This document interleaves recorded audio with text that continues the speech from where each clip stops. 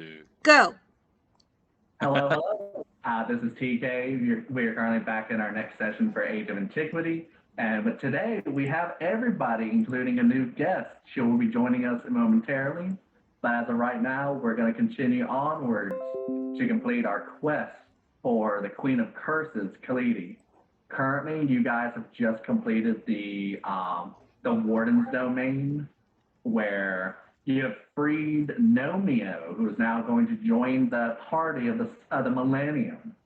And as Morphast, who was fortunately asleep at the time, your crew went to the Warden, which was a bunch of gargoyles, and had to free Nomeo without getting caught and beat up themselves. They went around in the sewers trying to find the secret way to get the Nomeo. They unfortunately did have to kill one of his lieutenants, Salif, but in his memory, he didn't miss too much. Some say he's still laughing to this day. And with that, looks like Yami's finally joined us. Hello, Yami. Hello. I don't know why passed me. As you can all see, thanks to Yamigachi, each one of your characters have been updated with their new art. Which are super beautiful. Yes. Yay. They look great. Thank you. So currently, you guys are all just meeting outside in the Necropolis, which is just the underground city below the Queen's Domain. Yami, I need you to roll me a d6, please. Okay. Because you know what time it is. Do I know what time it is? Yep, you'll know when you see them. I got a 3.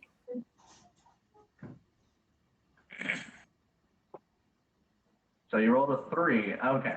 So from up in the sky, you can hear his little fat body heaving and weaving as his little wings can barely hold him aloft. You see in the distance Bob the pigeon. As Bob descends down, he lands not so gracefully, but he gives a little bounce as he makes his way towards you, Geshwin. And Bob the pigeon has arrived with your latest sweet treat. Are you ready to see what was prepared today for you? Oh yeah. So, you open up the backpack and you take out the note from the chef. That Lysander provided you a chef to make you sweets as a reward for getting her the twin crown. And the letter reads, today I have made you the finest delicacy. As I was traveling around Rome trying to get different ideas and inspirations, I found that people had this bread-like substance, and it twirled. And as I ate it, it was flaky and just almost felt like it was open, but it was completely made of bread. And as you go and look inside of Bob the Pigeon's satchel where he carries the treats, you find these funny-looking shaped breads, or as we know it as croissants. They're jelly-filled croissants. Ooh. Yes. They cure one level of exhaustion, and there's enough for one for each of you. I want to share. Just kidding. Of course, I give you each a croissant. Thank you. So the jelly-filled croissant. Okay. As you look around, you probably have noticed at this point that Newman is not around. Unfortunately, he has fallen sick and is making his way just like Morphast to go rest for the evening while you guys finish up the last mission. Okay? Cow.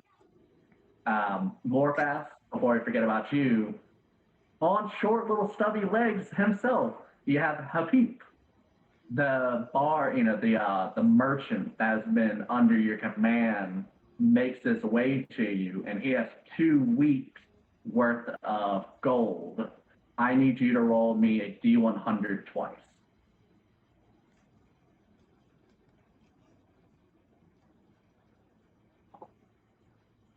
So 64 and 13. So you got 77 gold added to your inventory. Oh, I'm gonna let him keep all of it as a goodwill in hopes that he doesn't murder me. Oh, how kind. He goes, Master, it's completely fine. I earned this for you. Please, I must. Okay, so I'll give him 40 gold and pat his head and tell him to go feed his family. Uh, Aw, he's like, I have no family except for you, Master. He bows and he says, I will continue on with my merchant sales. And he this runs is so off. sad. So you've gotten your gold, he's gotten his gold, he's run off to continue off on this merchant selling. What a good guy. At this point, do any of you have any questions? Do you want to catch up? Maybe try to clue each other in, or do you want to make your way to the gambling hall to get the final key to get your souls? Or to get I do have a question. Sure. Is Nomeo just a gnome version of Romeo? Oh, That was my thought last week. Now, Nomeo is in the party. And you can hear him hundreds of feet away as he stumbles his way to whatever party catches his attention. In case you want to see him, he's a buccaneer. Oh, he looks exactly like I thought he would. And he is a gnome, correct? He is a gnome. Wow, that's amazing. Yeah. Oh, Geshwin, by the way, if anybody hasn't remembered, Geshwin is twice her height currently because she That's got right. the water spell. I'm chunky now. Oh, Yep. can we also bring out Grim and Reaper? I will pull out Grim and Reaper. And Hugs, so- please. And we will pull out Hug. So we have the trifecta. And even a spiritual weapon for Geshwin. So last session, a bunch of things happened. You can now understand and talk to Hug. At least Geshwin can. Yes, Yeah. Geshwin. Elara now has two crows. One named Reaper, one named Grim, one named Reaper. And they can both now attack or give the assist action. They both have knives. Well, one has a serrated dagger. The other one has a butcher's knife. What the hell happened last time? It was a fun session. You missed out. Oh, and Hugs each gelatinous blobs. Oh yeah, you remember that gelatinous cube that you Yeah. guys saved? Yeah, it came back in the next dungeon you guys went into. And Hugs, as he stated, I'm gonna help Mom.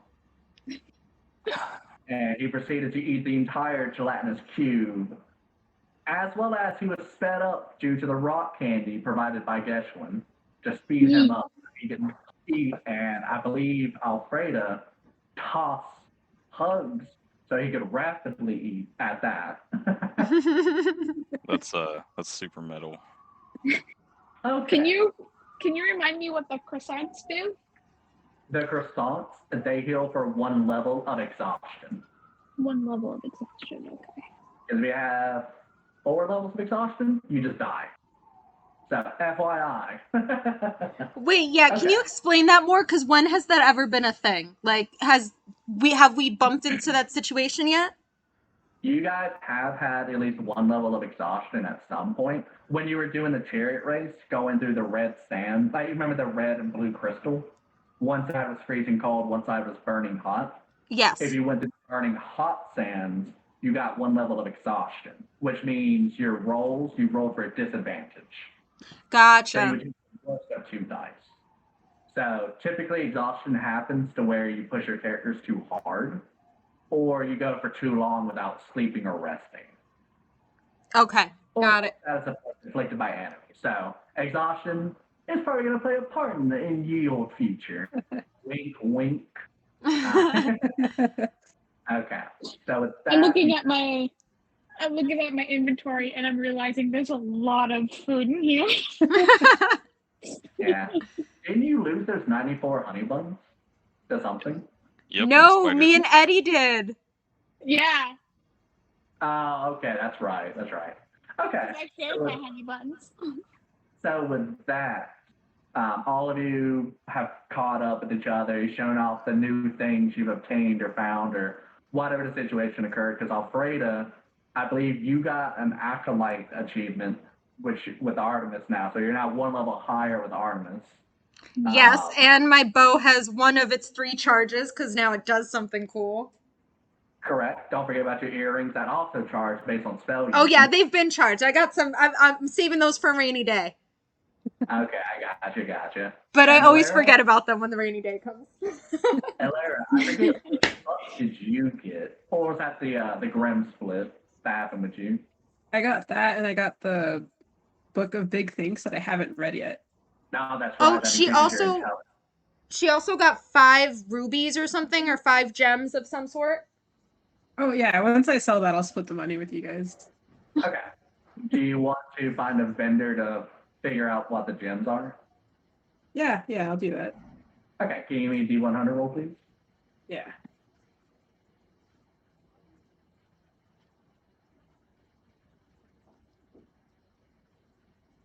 A 37. Okay. Now, as you're walking around, you're trying to just find some kind of vendor that's gonna try to buy up the different items that you got. And you find this old man who's sitting there, gems, I buy gems. And he looks at you and says, you have at least 5? I can melons. What you got? As he points over towards Alara, which I have to show him the gems. Yeah, I'll show him the gems. Okay. So you show him all 5 gems. Can you roll me a d6, please? Yeah.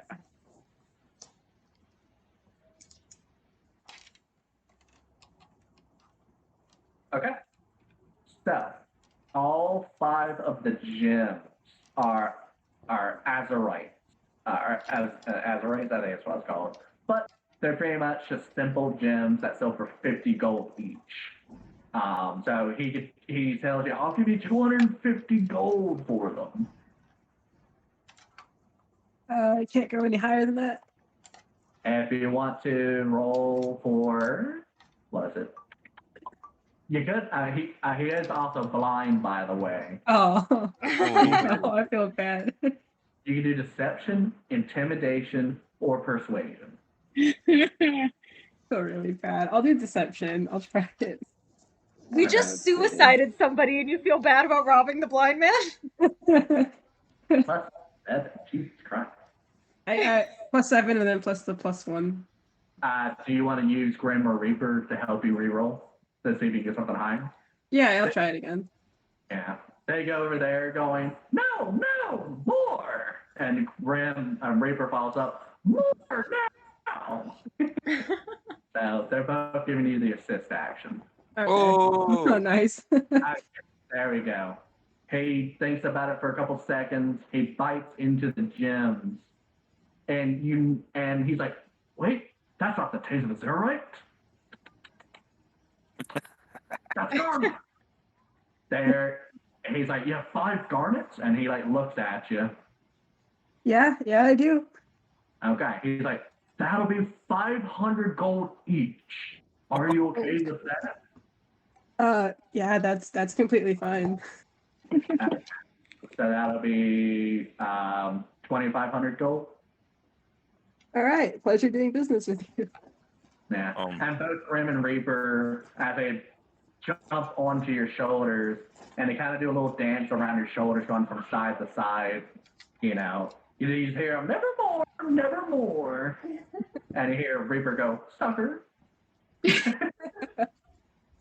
And then I'll split it with everyone. So since there's 5. Thank you very much.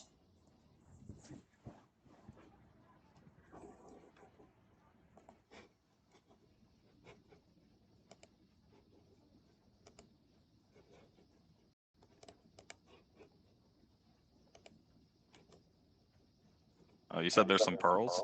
There's a single pearl. One, oh, I feel like it's cursed. No, I don't want it. I don't trust you, but I'm gonna take it anyway. I'm gonna try to take it anyways. Okay, you gonna try to take it? Yeah. So I'm just gonna kind of, while they're doing this swindling, trying to convince the blind guy to give us a lot of money, I'm just gonna Okay, I Try need to you to do me a sleight of magic. hand, please. Yeah. Oh, yeah, of course. Do you want to use the all or nothing coin? Nope. Oh, You swipe this pearl, like nice. fist-sized pearl from the old man, and Oh, he's none sorry. white. So now you have Um, obtained giant ass pearl. Giant ass. I'm gonna put that in there. Giant ass pearl. What do we know about this pearl? Do we know anything about this? No, you have to check it out later. Okay. But currently, Get there's it no appraised. what's that? And probably get it appraised. Yeah, you'll be able to praise it somewhere else. The guy, unfortunately, looks like he just took the pearl just to have it. There's nobody can really.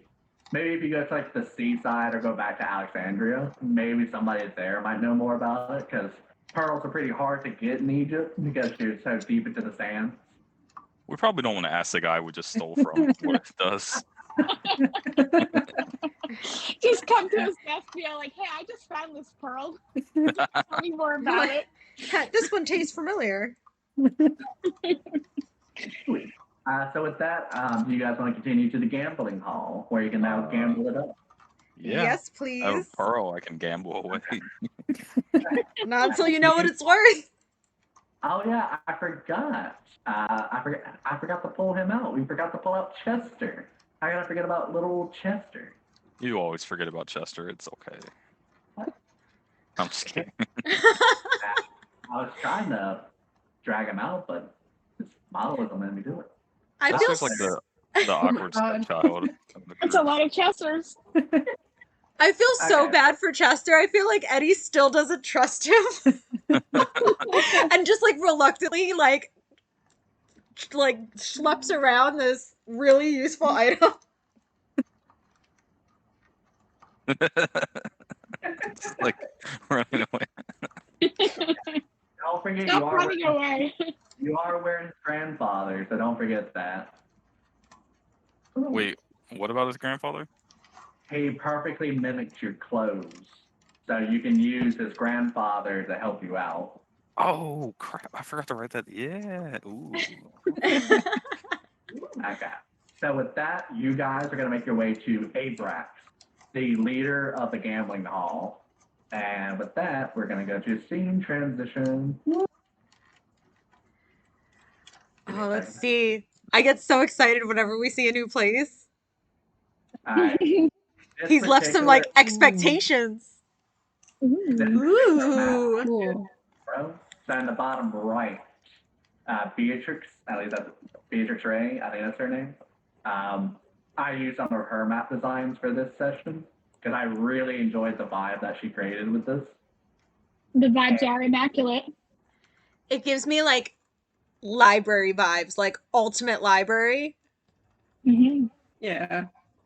Okay, so I'm just pulling out you four. And as you make your way to the gambling hall, a bunch of skeletons and thralls, you explain to them you want to go meet Abrax. And of course, they shuffle around and they point towards the guest area. But they take you to the VIP area and you're led to Abrax and their office. And as you enter in the office, you see this gelatinous looking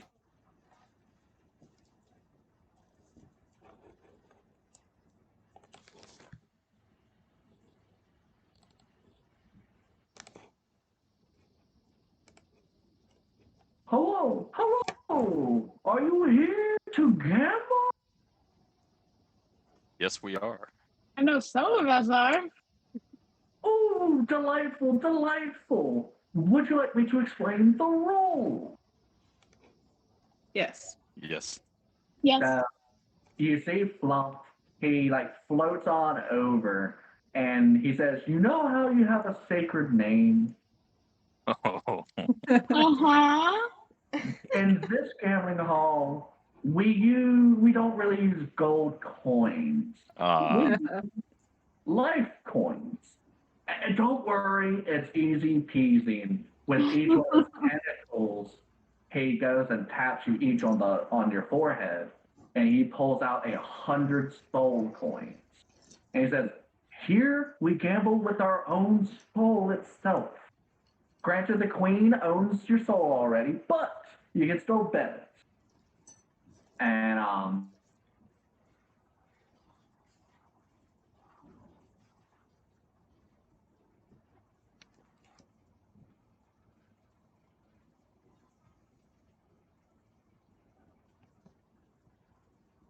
shows you the key underneath his neck, and then he absorbs it back into his own body. He says, "Anything else I can explain?" So we started with 100 soul coins, and we need to leave with 3,000 soul coins. Correct. And he says, "Oh, FYI, until you leave the building, nothing will happen necessarily." But he pulls in a random creature. He pulls in a kobold that comes out of one of his bookcases from a little hidden passage. He walks over and says, "Yeah, boss, you need me?"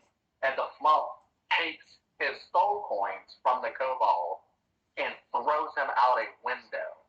And from the window, when he exits the gambling hall, you start to see him become more demonic, almost like he starts to have chains wrapped around his neck. And he's like, if you're out of soul coins and you try to leave, you can't. You'll be chained up and you'll be tied to whoever owns your soul. As long as one of you holds onto a single soul coin, your entire party will survive. You just have to make sure you have enough to leave with. And of course, by having about 3,000 soul coins, each one of you needs 100 to remain whole. So it's effectively like stealing some of your personality, maybe some of your characteristics. Like, guess when if I'm still 50 of your soul coins, your wings wouldn't be as vibrant. You probably couldn't fly. Why are the demonstrations always so violent? Because violence pays. And he does a little dance from table to table, and he says, "Okay, so all you have to do is just earn some soul coins. Come cash it in with me," and he floats back over to his desk, "and I will give you your key, and you'll be set free." And how do we earn soul coins again? You make your way to the parlor room. The parlor rooms will have games set up, because this is a casino, silly. And from there, you'll make your bets. You'll try to win. You're trying to either go hard or strike out. So you're trying to win different gambling events that have been set up for the gambling areas. He tells you security isn't tight like it is back at the warden's domain, but there will be eyes about trying to make sure you're not just flat out cheating. So he kind of winks at you and says, "However you get the soul coins, wink, wink, blink, you can get the soul coins." So, so if you want to steal some soul coins, you might be able to. Much more fast though. I think he's saying you can steal them. Got this. I can steal anything. Yeah. So would you guys like to make your way to the first parlor room? Heck yeah. Yeah. Let's do it. Yes, yeah. Okay, with that, he claps his jelly-like tentacle arms. He says, "Okay, well, have fun. Follow the throne. He'll take you to the parlor room." And you guys make your way down. What's that more fast? Oh, sorry. We need 3,000 between all of us, correct? In total. Okay. The currently 400 because it's 4. Yeah. Okay. Cool. And so you all arrive into the parlor room. Each table typically has a different game of sorts where you try to win some soul coins. And of course, there are people and other creatures out about. You see the genie that's been plaguing you. He gives you a wink, especially to Alara. You see, of course, the cobalt gangs that run around rampant. Just different creatures out and about. You see a bugbear. Maybe Jabari might make his way here, maybe not, who knows. So there's different creatures out and about, and they also have soul coins as well. You can see some of them. You can tell which ones have less soul coins than they started off with because some of their characteristics, like the bugbear, normally he would have fur. You see that he has no fur because he only has 20 of his 100 coins left. Oof. So do keep an eye on such things because maybe some of you might change if things happen. Okay? I Okay. don't like the deer. Got it. Super ominous.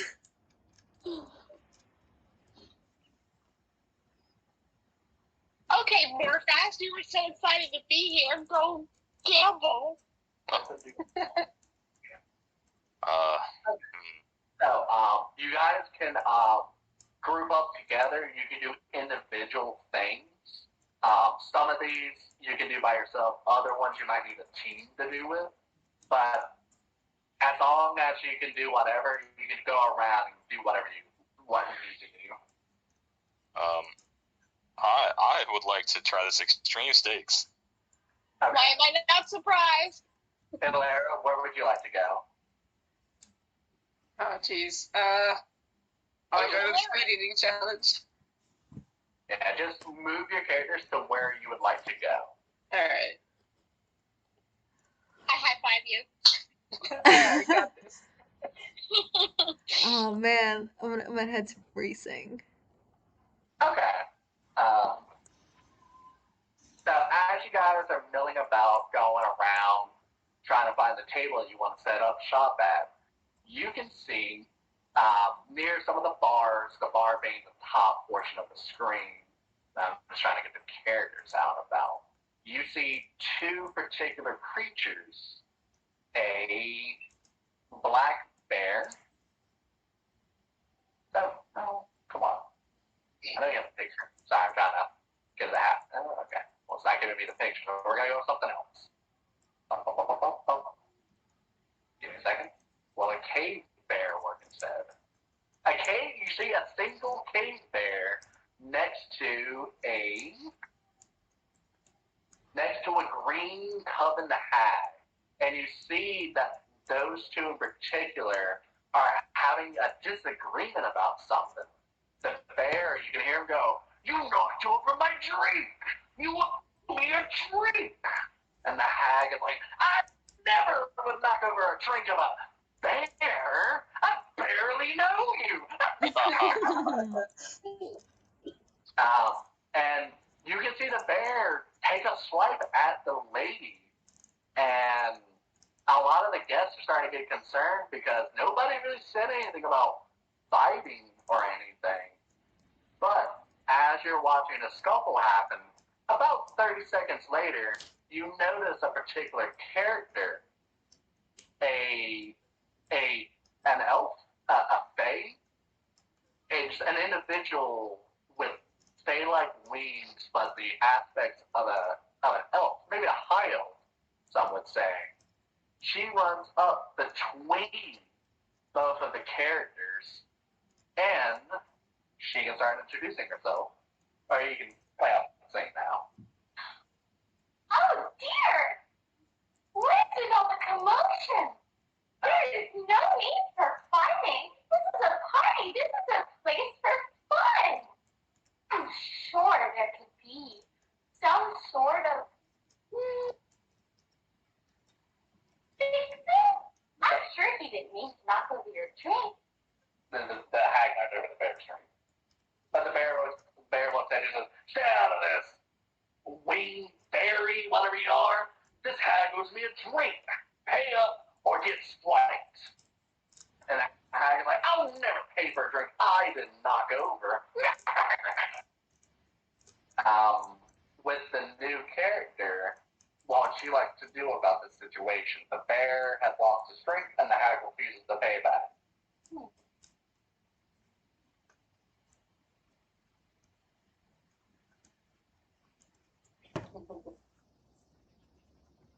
Can I blast silence? What was that? Can I cast silence on the two angry people? I To mean, help out? you could if you want. Maybe to help out this new person if you wish. Yeah, I don't make a big show of it. I just kind of like wave my hands just to like silence them, hoping that helps. So in the area of effect, most of the other patrons aren't hearing this conversation now. You guys are still close enough that where you can kind of hear it, but that bought some time for our Fae friend. So would you like to convince them, convince the bear to chill out? Do you want to convince the hag to make him pay up? Or would you like to use some kind of spell of sorts? Okay, who would you like to charm? The bear. Okay, so you like to cast charm person on the bear. Okay, so with the describe how you cast the enchantment on the bear. How does everybody see the spell go about? That's so easy. No.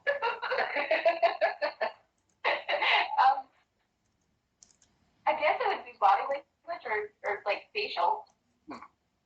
Like a glance in my eye.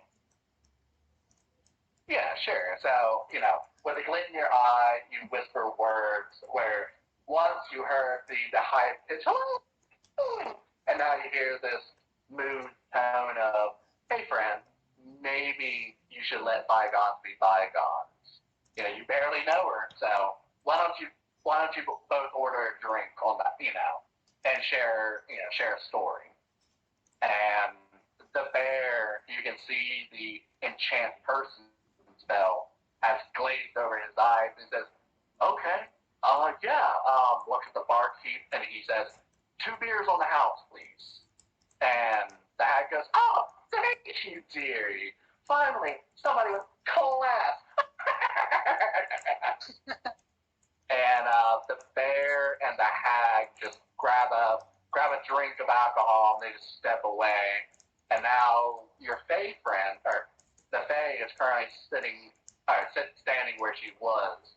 Would you like to go join somebody at one of their tables? Yeah. We have more fast over here at Extreme Stakes. We have Freda at Racing, and we have Geshwin and Lara at Foodie. Okay, so with that, the new Fae creature with her wings, she flutters over to the food eating challenge with the other 2. Okay. Currently, we're going to start off with Morphast, then we'll go to Alfreda, and then we'll go to the 3. Okay? Okie dokie. Okay. So with you, Morphast, as you go to Extreme Stakes, you see... Give me a second. Let's see if I can pull them out right quick. Can I just say that I'm walking up to this table, sniffing the air as if I'm actually looking for a giant piece of steak. Classic war It's the extreme food eating competition that the other 2 chumps just don't understand. So as you get up to the Extreme Stakes, you see a goblin standing on the table. Come on, Extreme Stakes here. Not of the eating variety. Who wants to wager it all for glorious glory? And he looks around trying to figure out who wants to step up. And he looks and sees you more fast, and he goes, you, sir, you look like you're a betting man. Would you like to join me today for Extreme Stakes? Not the eating variety. Well, sure. He said, okay, so this is Extreme Stakes, so you got to put up a very hefty bet. And I assume at this point in our hour of need, you'll have what I need.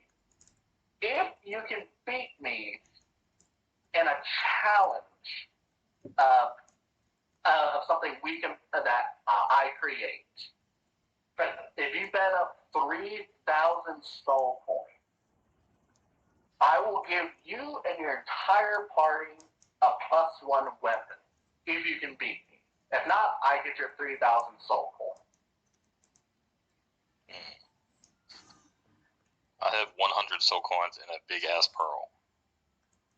He looks and says, the pearl? Ha! It's been a while since I've seen one of those. How big is it? Is it pinky? He holds up this little goblin pinky. How big of a pearl are we talking?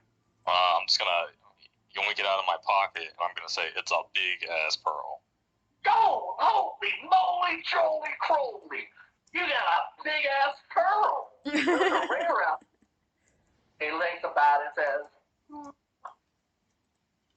2,000. That's what that pearl would go for here. 2,000. 2,000 soul coins? 2,000 soul coins for the pearl. But it's all, but you have to gamble it to get the exchange.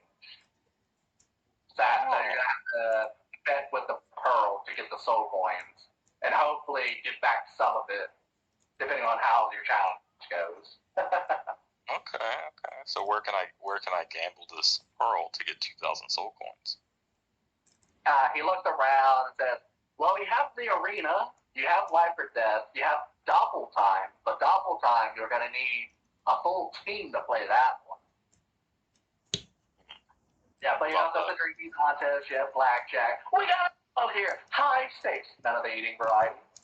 And you also have liar's dice, pretty much you're going to have to trade in the pearl to get soul coins, and that's how it will be.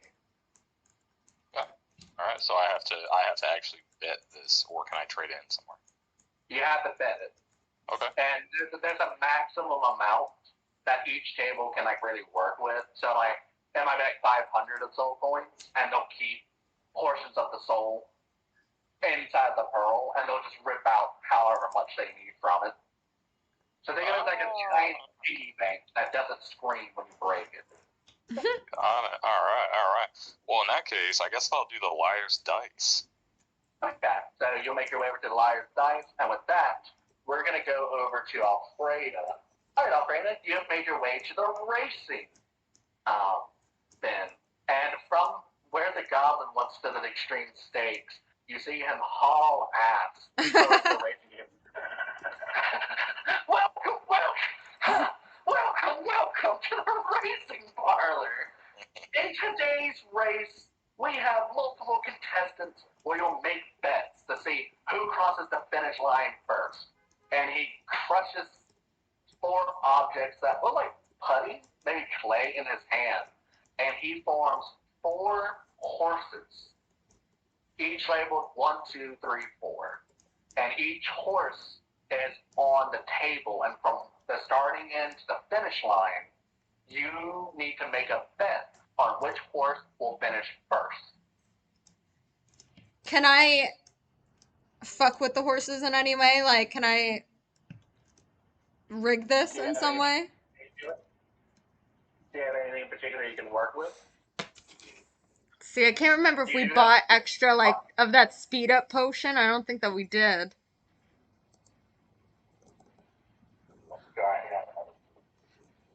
But, yeah, because you said, did you sell some of that speed up stuff, or? Oh, wait. I have some of that rock candy.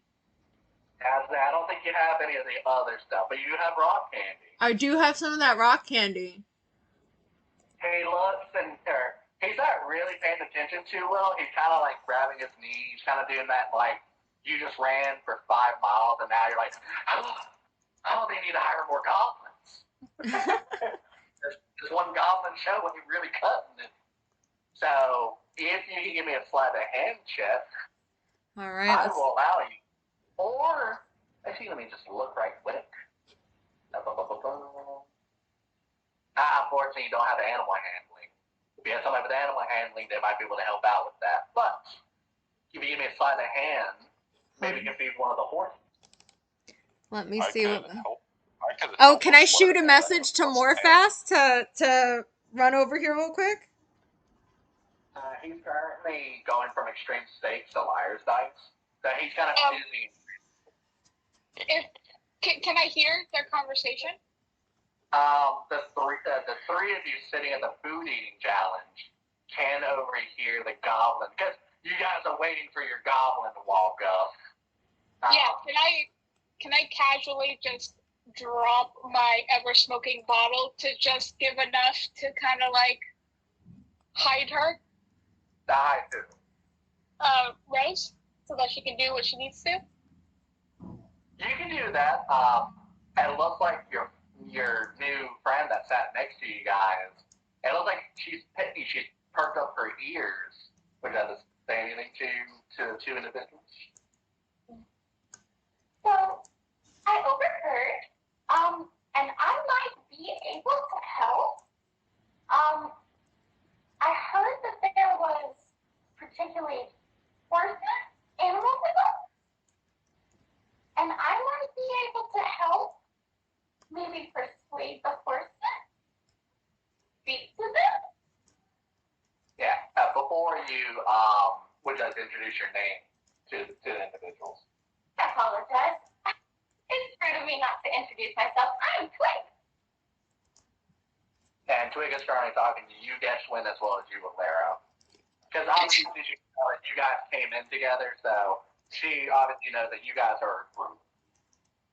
Nice to meet you. I'm Alara.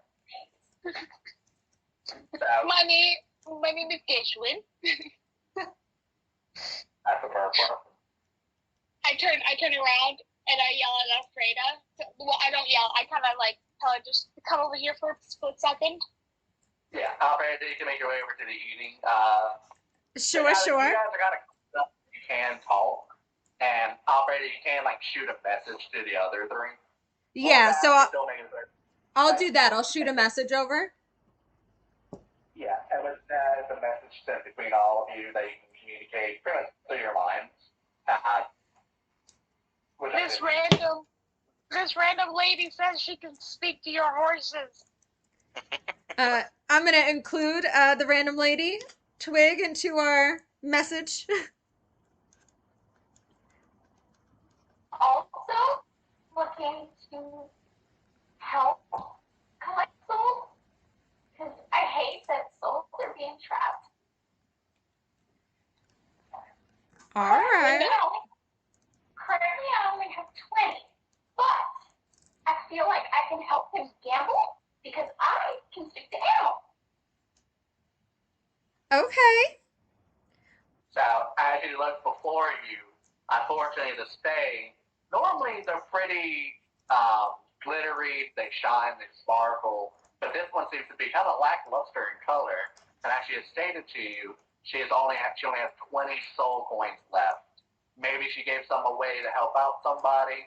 Maybe she's just bad at gambling. But a vague word is, important to them.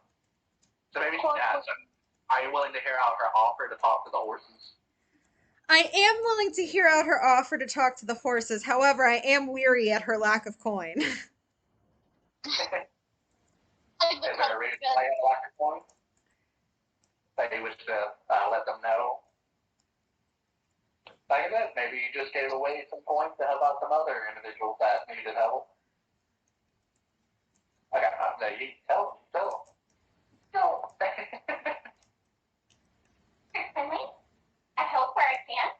So, I have helped others. So, I have had more. So, maybe I can help you guys get more, too. We can all get more together. It looks like she's kind of giving away some of her coins to help out others. Maybe not so savory others, but, that's the current predicament that she seems to be in. Maybe by working together, you guys can earn more. Yeah, unfortunately. How do you feel about that, Alfreda? Because if you're still feeling a little weary, I do have Zone of Truth. I'm wondering if she should run over to my table. Guess she would unleash her smoke. I would feed one of the horses with the rock candy, and then me and Twiggy here can get her coin up if we bet on the same horse. Do you want her to talk to the horses first before you feed them crap? Yeah, let her talk to the horses first. Have her come on over my way, Twiggy. Bye, Twig. To the racing table. Okay, so Twig makes her way over to the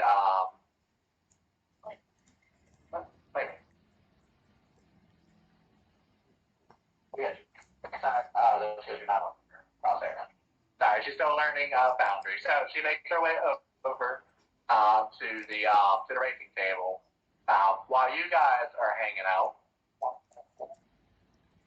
okay, as you guys are hanging out, Alfredo, you notice Hugs, he's making little turtle noises, and he seems to be communicating with something. And from your backpack, you can see him looking over towards behind Twig, who has a fox following behind her the entire time. They seem to just be chatting it up, little turtle noises, little fox noises, and they just seem to be chatting. Guess when you can hear Hugs go, "Look, a new friend. Are you gonna help Mom?" Precious. Pretty familiar. How cute that she has a little fox. You're speaking for your boss right now. Okay. Hi. Correct. And yes, I would love to help Mom. So it looks like those two will be playing around for a little bit while the mothers gamble. Okay. I could only understand the turtle, right? You can only understand the turtle, but the fox, you can kind of see it kind of like bouncing around the turtle. Okay, just making sure. They're just making conversation, so you can get like half the conversation understood. So with that, Twig makes her way over, introduces herself to Alfreda. She sits down at the parlor with a goblin still waiting to see who you're going to bet on. Twig, you see 4 horses, each numbered 1 through 4. Would you like to talk to them? Yes. Okay, would you like to say to them? You're just trying to win the race. You want one of the horses to win in particular. So I would probably pick 3 because that's what I've been thinking. Okay. And try to persuade him to see if he can beat the other horses. Okay. Do you want all the other ones to maybe give up the race? Yes. Okay, so you're going to talk to all 4. 4, yes. Okay. So start talking to the horses. Can I message Twiggy in my head, or Twig, and ask her to also ask the horses if any of them are already cracked up by any of the other people who are betting? You do notice that some of the patrons, maybe one of the goblins who walked over to the table, you got some other just ruling individuals that just make their way over. And, there are some other people that are also making bets at the table. So, start talking to the horses. So I asked all 4 horses in horse language. There's names. So I asked them what she had said if others have used crack candy. One of the horses, I'm a horse. I'm okay. Horse 2, horse 3, they all say the same thing. But horse 4 goes, speed. That one seems to be a little bit agitated, almost like he's ready to burst out of the gates. So currently, horse 4, he looks like a little bit high strung, some would say. So I then talked to horse 4 and horse 1, 2, and 3 to see, well, maybe instead of 3 and go 4, to try to persuade them to back off and let him win the race. Or Give me a D20 and plus your persuasion. And you have a persuasion of plus 1. Ooh. No, we're not doing that. Horse 1, 2, and 3 say in unison. You can let Alfredo know that horse 4 is jacked out of his mind. I can't make that. so then she can beat. God, he's already fucking ready to go. I don't know. I think time would slow down if he could hate anymore. All right, I think Sure. Okay, you go on ahead, Alfredo. I think that if horse 4 is already cracked up, and if giving him more crack would make him die, I'm just gonna bet on 4. Okay, how much are you willing to bet on 4? I'll bet 25 soul points. 25 soul coins. Can you put that in chat, please? 25 soul Yes. coins. Okay. The goblin also looks over towards Twig and says, "How much you bet, darling?" Yeah. And Love says, "You got about 20 on you."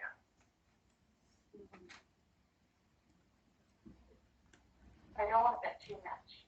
So You bet that. I bet half 10. Okay. So in the public chat, he didn't have 10. So 10 soul coins. 1-4. So what was it? 10 on 4. And then this way I can see it in chat. This way we can remember it. Okay. Some of us kind of lie to your dungeon master about what you've written, what the real cost of things are. I remember those honey buns. I remember they were 20 gold each, but now they're $1 now. Okay. Both of you bet on 4. You see the goblin. He's like 50 on 1, and you see what looks like to be a chain devil go. I'll bet on 3. And with that, Alfredo or Twig, one of you needs to roll for your horse. Oh, damn. Would like, Oh, actually, my earrings are attuned. yeah, your earrings are attuned. Yeah. All right, so I'll take the roll then. Okay, so Alfredo will roll for horse 4. I will roll for the other horses.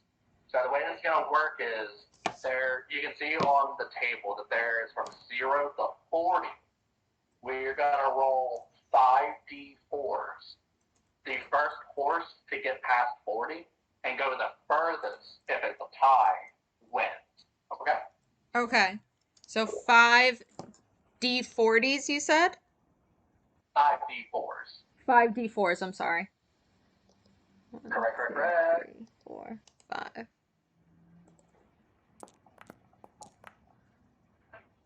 So with that, the goblin goes, "All right, get ready, get set, go, go, go, go, go, go!" And each of the horses take off in a full burst sprint. Number 4 has already gone 15 of the 40 feet. Just give me 1 second so I can keep track of everything. Horse 1, it starts to. I forgot, by the way. Roll 1 more d4 for me, Alfreda. Because he's jacked out of his mind, he gets an additional speed burst. Woohoo! So he actually went 17. And you see the other horses start to do their rolls. So horse 1 goes 14. Horse 2 is going to go 13. And horse 3 is going to go, I have 6 dice by that. Let me take 1 away and hit enter. And horse 3 is going to go 13. So each of the horses, so going from 1 to 4, it's 14, 13, 13, 17. Horse 4 is in the lead. I need you to do round 2 for me, Alfreda. So, or you can let Twig roll. would you like to roll, Twig? Sure. So you need to do 5d4s. 64s. 64. Thank you. See? This is why it's important. You gotta keep me in check or I'll cheat you guys. Got you, got you. So you need to do 6 total. Okay, now you just roll. And with that, we get 13, putting you guys to 30. You see the Chain Devil, who voted for horse. I believe you voted for horse 2. Sure. The Chain Devil did horse 2. The Kobold did horse 3. That's just what we're going to say now. So horse 1's going to go. There's only rolling 5 of them. So horse 1 is going to go 15. So it's at 29 right behind horse 4. The Chain Devil, he leans in real close and you can hear him whisper, "Faster, faster, faster." And darkness explodes from out of his mouth, envelops horse number 2, and it looks like it gets a slight speed boost, giving it an additional dice. Oof. He got 13 as well, putting him at 26. And you're going, shit. And the Cobalt goes, I believe in you, Horse 3. I believe in you. And Horse 3, neighing at this, goes, yes, Father, I shall win for you. Horse 3 will race normally because he's only normal. And he gets a 13 as well. So that'll also put it at 26. So after round 2, it's 29, 26, 26, 30. Horse 4 is in the lead by a single margin. Now we will go to round 3. All right, I'm gonna take this one because my earrings are attuned, and we're at 30. Okay. So we just need 10. We just need 10 more, right? You need to get, so you have to get over 40 and be the highest. Highest Because over 40. maybe all of you go over 40, but it's whoever went the furthest and over 40 wins. Okay. If that makes sense. All right. So if this is a shit hand, I'll roll it again with my attuned earrings. Don't forget that for spells. Ah, 16's not bad. 16, that puts you to 46. That puts you over the threshold. Now we go to Horse 1. And he is going to roll for normal. He got 11, putting him at 40. So Horse 1 will definitely not win. The Horse 2, the one with the chain devil, he sits there, just, I did everything I could. Shitty horse. And Horse 2, you can see him, a single tear goes down his face. I have failed father. And Horse 2 runs. He gets 13, putting him to 39, just short of it.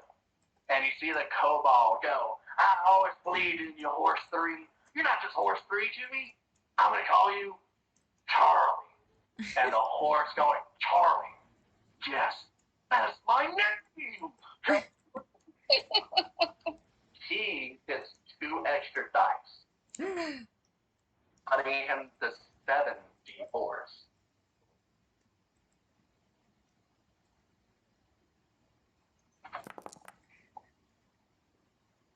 18. And when we do the math, that sets him at 44. Horse 4 wins. Yes. Which is the horse you guys bet on. You see Charlie, he's like, I did my best, but Horse 4 blushed up, says, yeah, give me some more. I'll race again. So with that, when we go back up to the top to see what everybody bets, Alfreda, you get double for winning. So Nice. you receive soul points. So you'll have 150. And for our Twig friend, she bet 10, so she gets 20 more, putting her to 40. Yeah, keep track of that, by the way. If you want to take it, write it up here or whatever. I got 40 soul. Okay, cool. With that, we're going to go to our food eating challenge table. And, we'll get to that. So, are you guys ready for the food eating challenge table? Woo! Yep. The goblin, he runs over to the table. This is where the extreme stakes take place. For today's food eating challenge, he opens up his notebook trying to figure out today's dish. You guys are going to be eating so much food that the last person eating wins. And of course, you see some of the other creatures throughout the bar. They mill about trying to, just making their way around. Let me just give you some characters.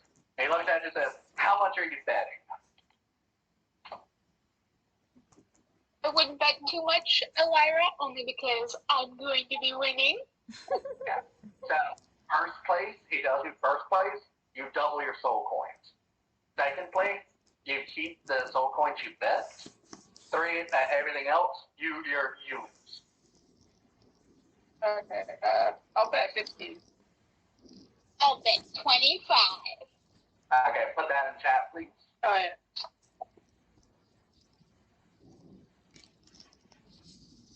That's where I can keep.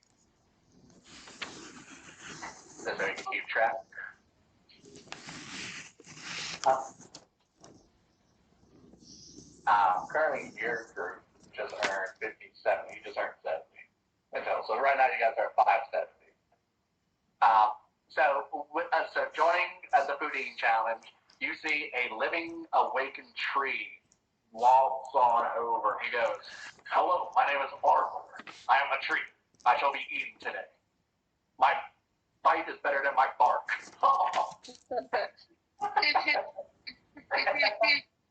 And you stand the bear that was once enchanted by Twig makes his way over and says, "Man, I could eat a horse right now." And the horses at the racing table kind of like huddle together, scared after hearing such a remark, and they're each going to bed as well. Oh, I did forget to mention with this one. The losers, the bears, get added to the first place person. Okay. So they're each gonna bet 30. So 30 on tree and 30 on bear. It's very generous to give me those coins, boys. You see the tree look over at you and go, "Huh, I think I've seen you before. Who could you be?" making another pun. And so the goblin, he goes and he says, all right. Let me get the food ready. And before you, there are these custard pies that are right before you. And he says, all right, the way this works is you're going to keep eating till you fail your DC check. You are rolling for Constitution. Okay? So, what I need you guys to do is I need you to do a D20 plus your Constitution. And you have to roll higher than the DC save that I have prepared. Before we start, I'm gonna tap Geshman on the shoulder and say good luck, and I'm gonna cast guidance. Guidance has been put on. You put a bib on her. Yeah, there you go. That said, I eat the cook. Geshman, is there anything you want to try to do to help you out? Does the food look like they are just pies, or that they're going to be, I don't know, difficult to eat or something? Like, is there like a kind of like a cheat to this game? At your size, you could probably swallow them whole, bird style. I just want to make sure that like there's not, I don't know, laxatives in the pies, and as we eat, it's difficult to eat more. The goblin looks at you and says, how dare you? I make these all by hand. Just in case, I'm gonna pull out my book of written spells, and I'm just gonna slowly cast Purify Food and Drink. Okay. You hit his entire pile of pies where they were bombs, so good for you. Nah, it's a SpongeBob joke. So, do you want to use any of your rock candy to speed up your eating? I have to be faster than them? Is that the thing? Well, you have to outlast them. Let's see. So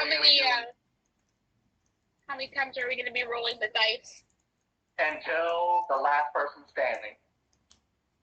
They're going to keep eating them custard pies. Okay, yeah. I'll take one of my rock candies and I'll slip one in. Okay, let me just do one last thing. So I need to make sure I have their constitution for it. Okay, cool. So, are you guys ready? I bite the rock, ready to go ever be. Yeah. Okay. So, with that, the custard pies are handed out, and he seems to have an endless supply of these custard pies coming out of a bag. And he gives each one of you a custard pie. The tree will go first, and let me just do this. He's going to roll, see if he passes the DC check. He passes. All right, we're going to go to you, Alara. It's your turn. Okay. They have to pass the DC check that I have made secretly. You have passed. Kesslin, your turn.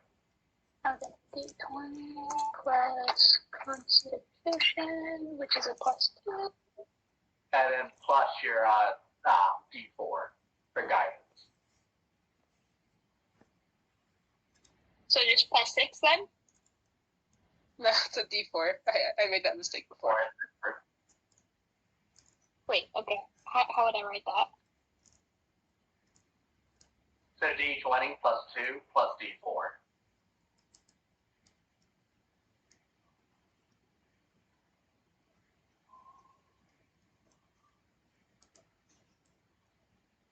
You okay? Hold on. Okay. You can just click the D4 dice and then the D20 and then do +2 at the end. +2. Okay. Okay, you pass. And now there, devil. Back to there. Let's see what he does.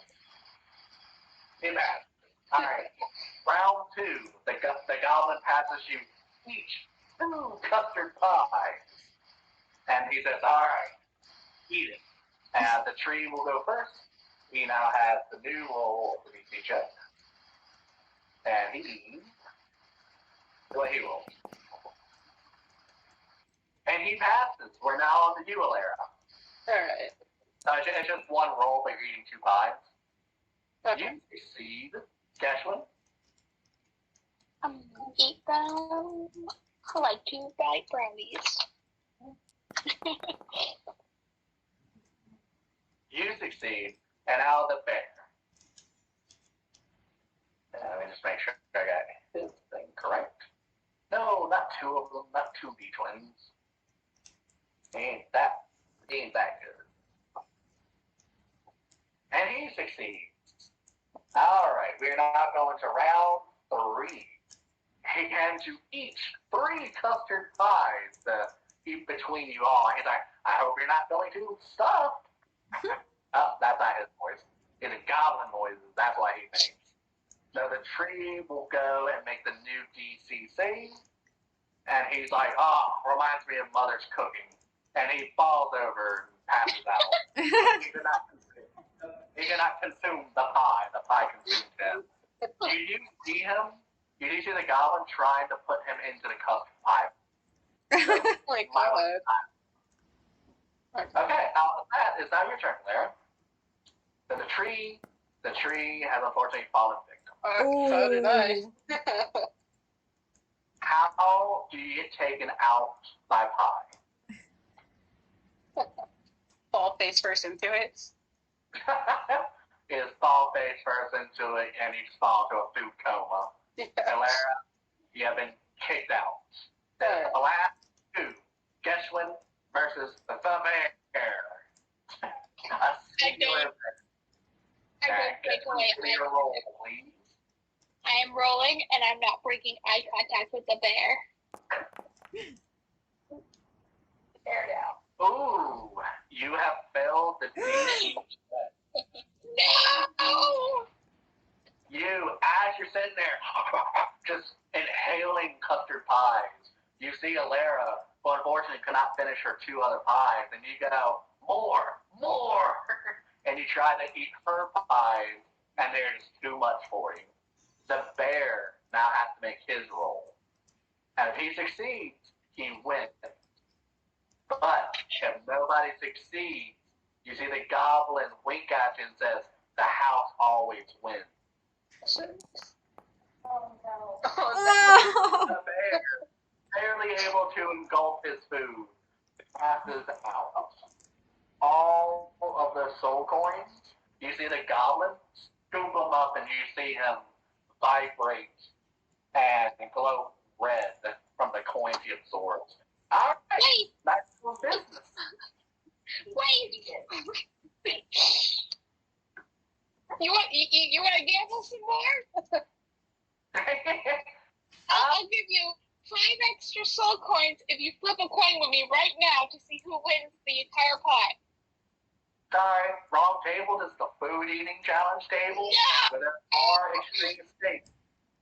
You have noticed that, and you guys are going to have to keep track of your soul coins. I got a Yanni, list. You lost points. Rebecca, you lost 15. Electra, you notice your hair starts to white in certain spots. And for Keshwin, you get a little bit shorter. Aww. You're still large. You're just not medium again. Okay, well with that, all 4 contestants fall asleep until they recover in a little bit.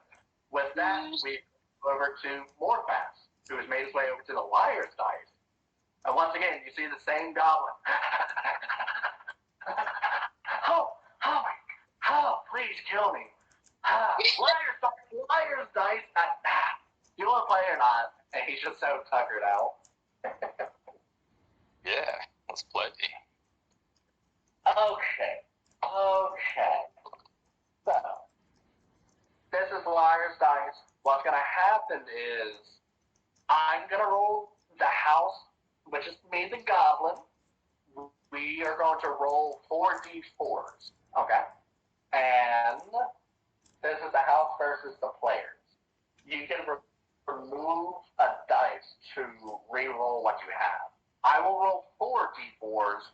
You will roll 6. And you'll keep going until either you bust or you have more than me. Does that make sense?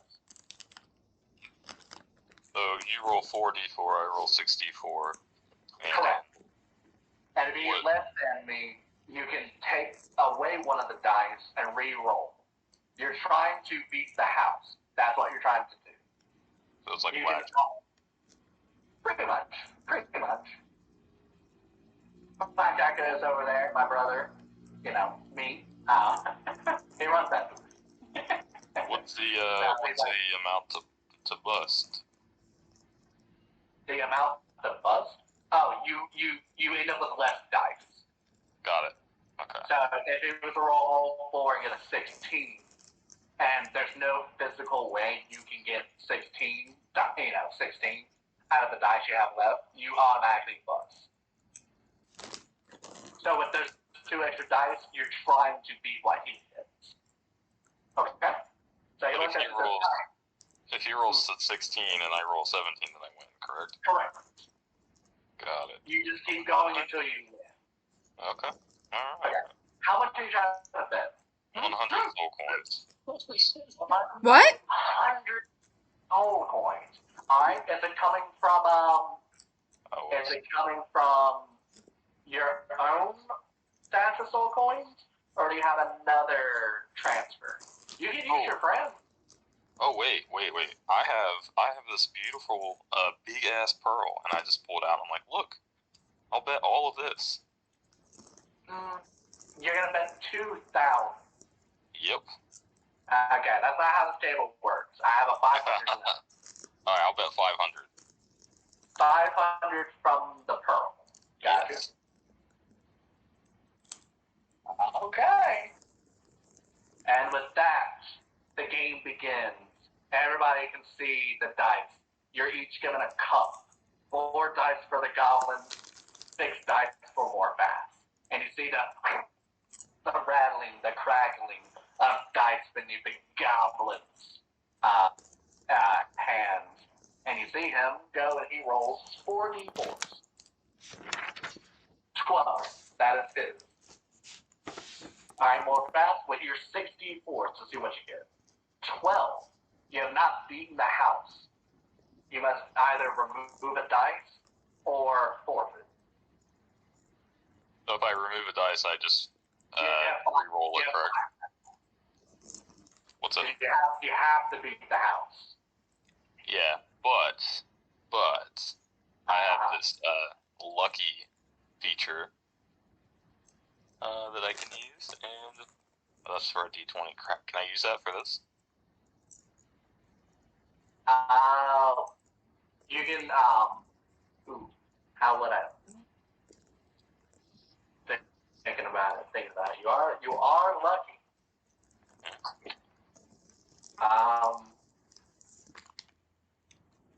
I'll let you re-roll the entire 6 if you use a lucky feat. If you use the luck. One of my 3 points. Yeah. Alright, let's do it.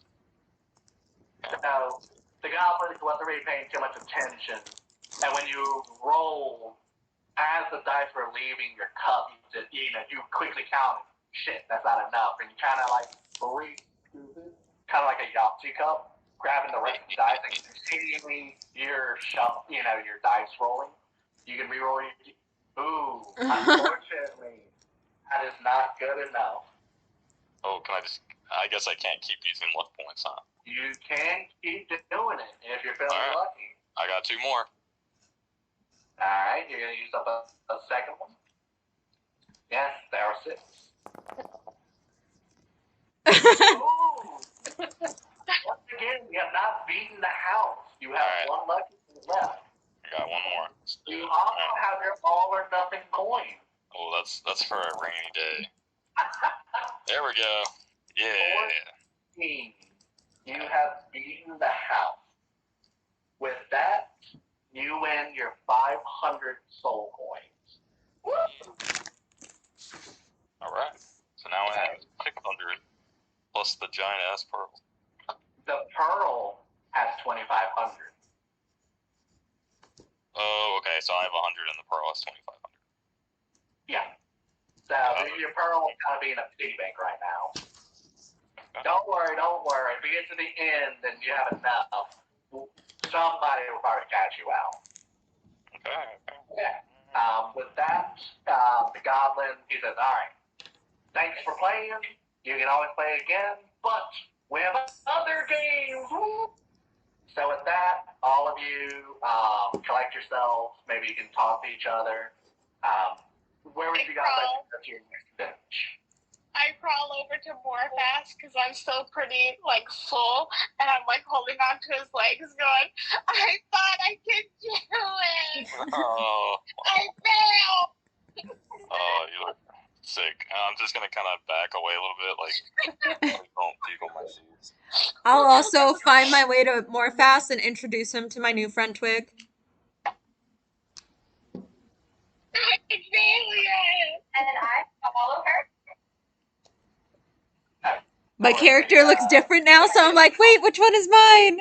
They're so cute. Wait, how did I make myself sideways? I think if you hold your character and I don't know, sometimes you gotta do that. Would you like me to make you a new character? Oh, wait, I think I started rotating it. Hold on. Yeah, okay. And Lara, where would you like to go? Or are you just gonna all have one big hodgepodge towards the iodine area? Well, do you guys... I'll walk over as I clean pile up my Do you guys want to try and do the group one? If you ask around, the group table is the double time, the prisoner bed exchange, the arena, and extreme stakes. Ooh, let's do the arena. Yeah, let's do that. Okay. Before everything happens, Ilara, you hear a rotating figure from the bar in a full gown made of cosmic darkness, with different exploding stars within the veil of it. And you see her with her gigantic, oversized hat with a feather. Darling, you're here today. It is Eris or Discordia, your goddess. And she's like, are you here to gamble? Are you here to make the trifling take of the souls? Ah, so much fun. Yeah, it's fun. Dying a little bit, but it's fun. She looks at you and says, ooh, I can always reimburse you in souls, right? You are my favorite little demigod, of course, but you know how this works. I help you, you help me. Come on, isn't it gonna be fun? How much would I get reimbursed? 200 soul coins. You just gotta do a little teeny tiny thing for me. And she's gotten up from her chair and she's kind of walking around as she awaits to hear the deal she's offering. To see what you'll say. Just out of curiosity, if I lost all my soul points, I obviously my soul belongs to between you and the Queen of Curses. So, would she keep me? Currently, the Queen of Curses has to in your sacred name. Oh, okay. Have your soul. She just found an IOU. So technically, your soul belongs to Eris due to your contract as a patron. Okay, I just wanted to make sure. Yeah, I'll do it. Why not? So she offers you her hand and says, "You know what the deal is. Shake the hand, get the reward." And I shake her hand. Yeah, you shake hands. She pinches your cheek a little bit. It's all right.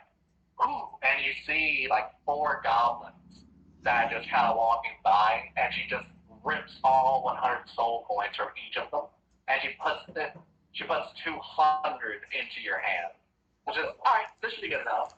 And the goblins, they just collapse. Oh, this is kobold, my bad. They just collapse to the ground, just a lifeless carcass. Oh my god. Okay, I'm gonna remember this little favor you owe me. And you see her turn into a gigantic raven, and she flutters her wings, and you see her walk out of the room. And you just hear Grim and Reaper go, "God, Mom, scary." "Yeah, brother, scary, scary." "Oh, would you like Grim and Reaper to come out? Maybe they can help you." Yeah, I like to have them come out now. Okay. So Grim and Reaper, they'll both make their way out, and maybe they can give you some assistance. So Grim, there's Reaper, and then there's Grim. I kind of Hey, Grim. Hi, Reaper. "Hello, hello." The other one goes, "Hello, hello." Just mocking each other. Yeah, effectively is that. Now, guess one can hear them. Everybody else hears the call. That's cool. I give them scritches. And Alara, of course. She can understand it because those are her familiars. Yeah.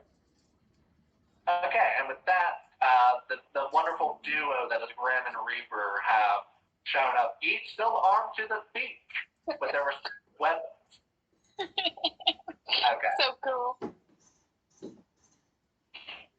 Yeah, so all of you would like to make your way over to the arena, Yeah. correct? Okay, so all of you, try to help out whoever I can. Yeah, all of you will just make your way over to the arena, just kind of surround it. The goblin says, "Ooh, a fight night this round." And the goblin, he runs on over to the arena. Morvath, would you like to join over there as well? Yes. Okay, so I'll just drag you over there and help you out real quick. So when you guys get over there to the arena, you see the table, but in the table, it looks like it's sunken in about, it feels like only a couple feet, maybe, a couple feet into it, but you can see a gigantic inlaid coliseum where you can see multiple creatures are fighting each other to the death. And the guy says, all right, we're dealing with the arena. It's a fight to the death. There are going to be 2 creatures. You make your bet, and the winner that lives cashes out. The other loses it all. Do you want to know tonight's contestants? Yes, please. Okay, looks like everybody has voiced their opinions. Let me just come up here. I think I got them saved in a folder, if I'm not mistaken. Give me just a second. Okay, so inside the arena, you can see a creature that's, let me see if I got details in there. Okay, let me just, because you guys can easily look at the character itself. I just want to make sure I got its details correct.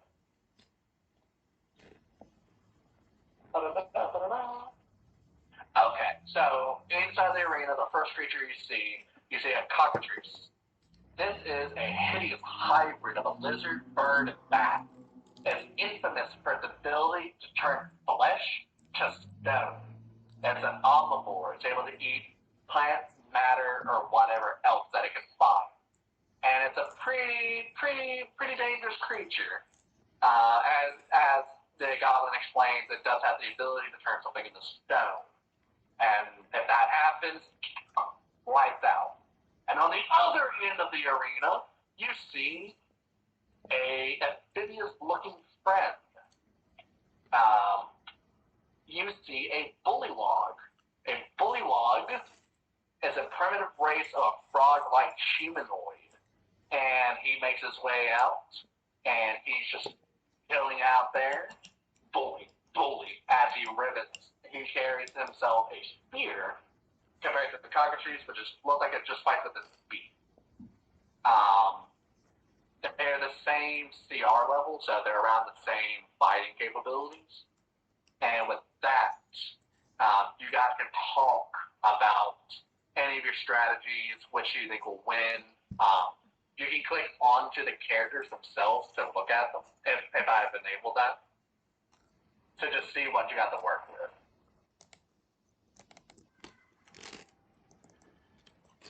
I can't get it to open. Yeah, nothing's happening. Yeah, I'm pretty sure it's just the permissions that I gave. Let me just do something right quick. Configure permissions.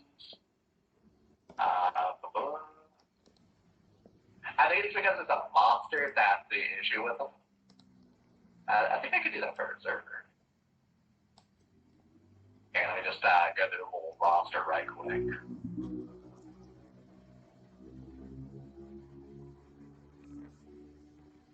Okay, give me one more second. Okay. Ooh. Can you click on the bullywog now? Yep. Okay. So I gave you permission to see what so I gave you permission to view him, so that's just what I'm doing. So I'm about to give you the cockatrice in a second. So the bullywog, you can see he has a spear, he has a bite attack, and he has multi-attack. So he'd be able to stab with a spear and bite. And the cockatrice has a bite attack, but I believe it has the chance to petrify or turn something into stone. Yeah. And of course, if it petrifies, if they have a failed save, they're restrained to turn to stone, and they must repeat the saving throw until they get out of petrification. A little bit Baby Goliath, a little bit, but one is a horrific bird creature, the other one's a frog. So, with the things that you can see, where would you guys have to place your bets? We're betting on who would win a fight. Yeah. Correct. Well, I still I have. bet you're pretty disappointed. More fast, I bet you wanted to fight him. What's that? I said that you're probably pretty disappointed. More fast, I bet you wanted to get in that ring. Mm-hmm. I'll take them both. I still have rock candy. I still have both my rock candies because I didn't have to feed it to the horse. Honestly, I think the big chicken is gonna win. Can y'all hear me? Sorry. Yes, I can hear you. Yes. Okay. I was thinking in terms of like each fighter. So, Bullywug is a frog. It's a frog. So he's also got a spear. So he's got length with that. With him being a frog, I'm pretty sure he can hop pretty well. Correct. To avoid blasts from the I'm just gonna call him rice, flying rice, whatever. Rice the chicken, we'll go with it. Rice chicken. The only thing is he can turn things to stone, and he's bigger. But Yeah, so one. if you think of David and Goliath, So Is if you look at the stats of the two and what their attacks do, it would be pretty hard for the bullywug to win based on what it can do and based on the hit points between the two. yeah. Because one successful attack from the cockatrice would do almost all of the bullywug's health and has a 1 in 2 chance to petrify him. Yep. The cockatrice can deal D4 plus 1. So it's going to take 2 or 3 bites if it lands. Oh, I thought it was a +3 to hit, plus a 1d4 plus 1. It does have a +3 to hit, of course. Oh, that's right. It's a +3 to. Yeah, I gotcha. And then there's the hit damage. Yeah. Bullywug does have a chance. Yeah, because the Bullywug has more attacks because that's multi-attack. Multi-attack, yeah. Okay. But it could be. I don't know. I already know who I'm betting. Gambling. Well, 5 can plus Alira bless one of them? I have to touch one. Yeah, she has to touch it, and currently they're in the Oh. Coliseum. Like, they're in a demi-sphere, like something that you were once occupying yourself, Alfreda, if you understand that feeling. So they're in their own little area of sorts. Gotcha. So there's nothing we There's can no really way. do to interfere. Nothing you can really do. It's just who do you think's gonna win? I could cast command on one of the creatures. And it's in its own sphere of influence. So imagine it's on a different plane than you guys. Yeah. Got it. Sorry, I'm just trying to help. Currently, they're like in a snow globe, and all you can really do is shake the shit out of it in frustration, but nothing happens. Oh, it's like watching American football. I have already decided. I don't know about you guys, but The goblin just go, all right. Enough of the shenanigans. We're taking bets. And he says the winners will receive double what they put. The losers, of course, will lose all their money. But I'm trying to figure out. I'm trying to remember how I had this set up. Because if one of you votes for one of them, of course the other one's gonna lose, or vice versa, depending on how you vote for it. So he's like, okay, you can vote on which one will win, but for an extra amount, you can tell me what round they'll win. So that's where you can make a lot of your money at. Okay. And that makes sense. I'll repeat it one more time. Yeah. So what's going to happen is there's going to be 2 bets in particular. You're going to bet on which creature lives and which one dies. That's going to be either you win it or you lose it type bet. So either you win double or you lose it all. But there's a secondary bet you can make. And let's say on round 5, the bullywug kills the cockatrice, then you'll receive a reward of a certain amount. And I'll be betting against the house. So something like that. so do we all have to pick the same person? You don't all have to pick the same person, but maybe it's one of the things where it's up to chance. So you can all bet on different ones, but you also need to bet on the round that they'll win on. In order to get additional. You can get additional. Okay, got it. Okay. Alright, I'm ready. Okay, so in chat, I need you guys to place your bets. The goblin does look over towards you more fast, says, I know you're a big shot, a big player, spending goblin money. Sorry, I did a good job of your character. The maximum you can go is 1,000 for each bet.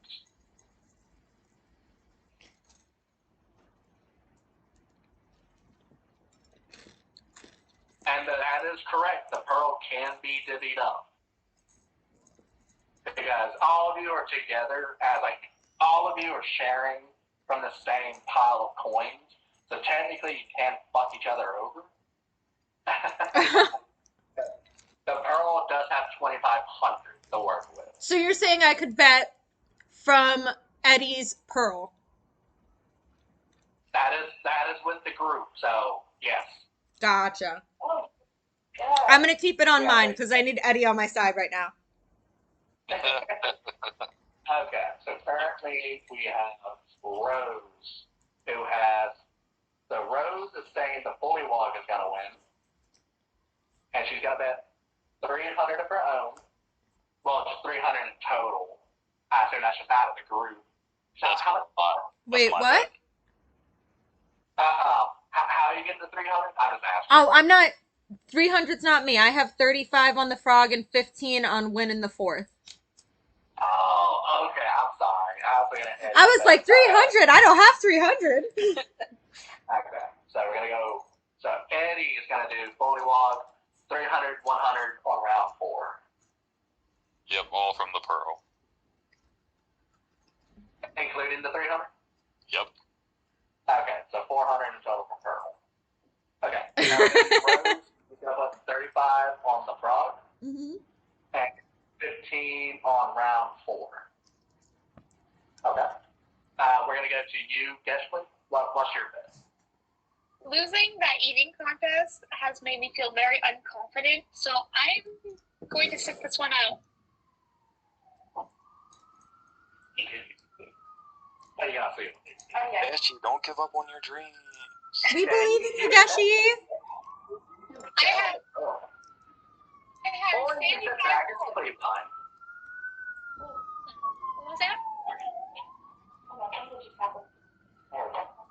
Okay, you can bet from the Pearl if you don't want to bet your own soul points. I don't feel good about that. Okay. Eddie stole the pearl. Let's be real. He robbed the pearl from a blind man. I'll do 5 coins on the. Who are we voting for, guys? Mr. Bullywug. You vote on Okay. the frog. Okay, I pointed the bullfrog. I'll give you 5 coins. Okay. You need the Bullywog, 5 points. On what round will the Bullywog win?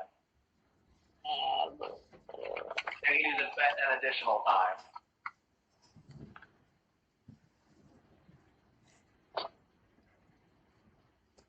Okay. So 5, if it wins, 5 on round 2. I just look over and kind of laugh and say, that's not mathematically possible. Yeah, it's not mathematically possible. You should only round 2. Gershwin is not very good at gambling. Wait, a madman. This is literally impossible. Gershwin is not very good at gambling and also super naive, so I feel like he would have made this point. The goblin takes your coins and says, deal. 3 points in my life. All right, Hilaire, it's now your turn. Alright.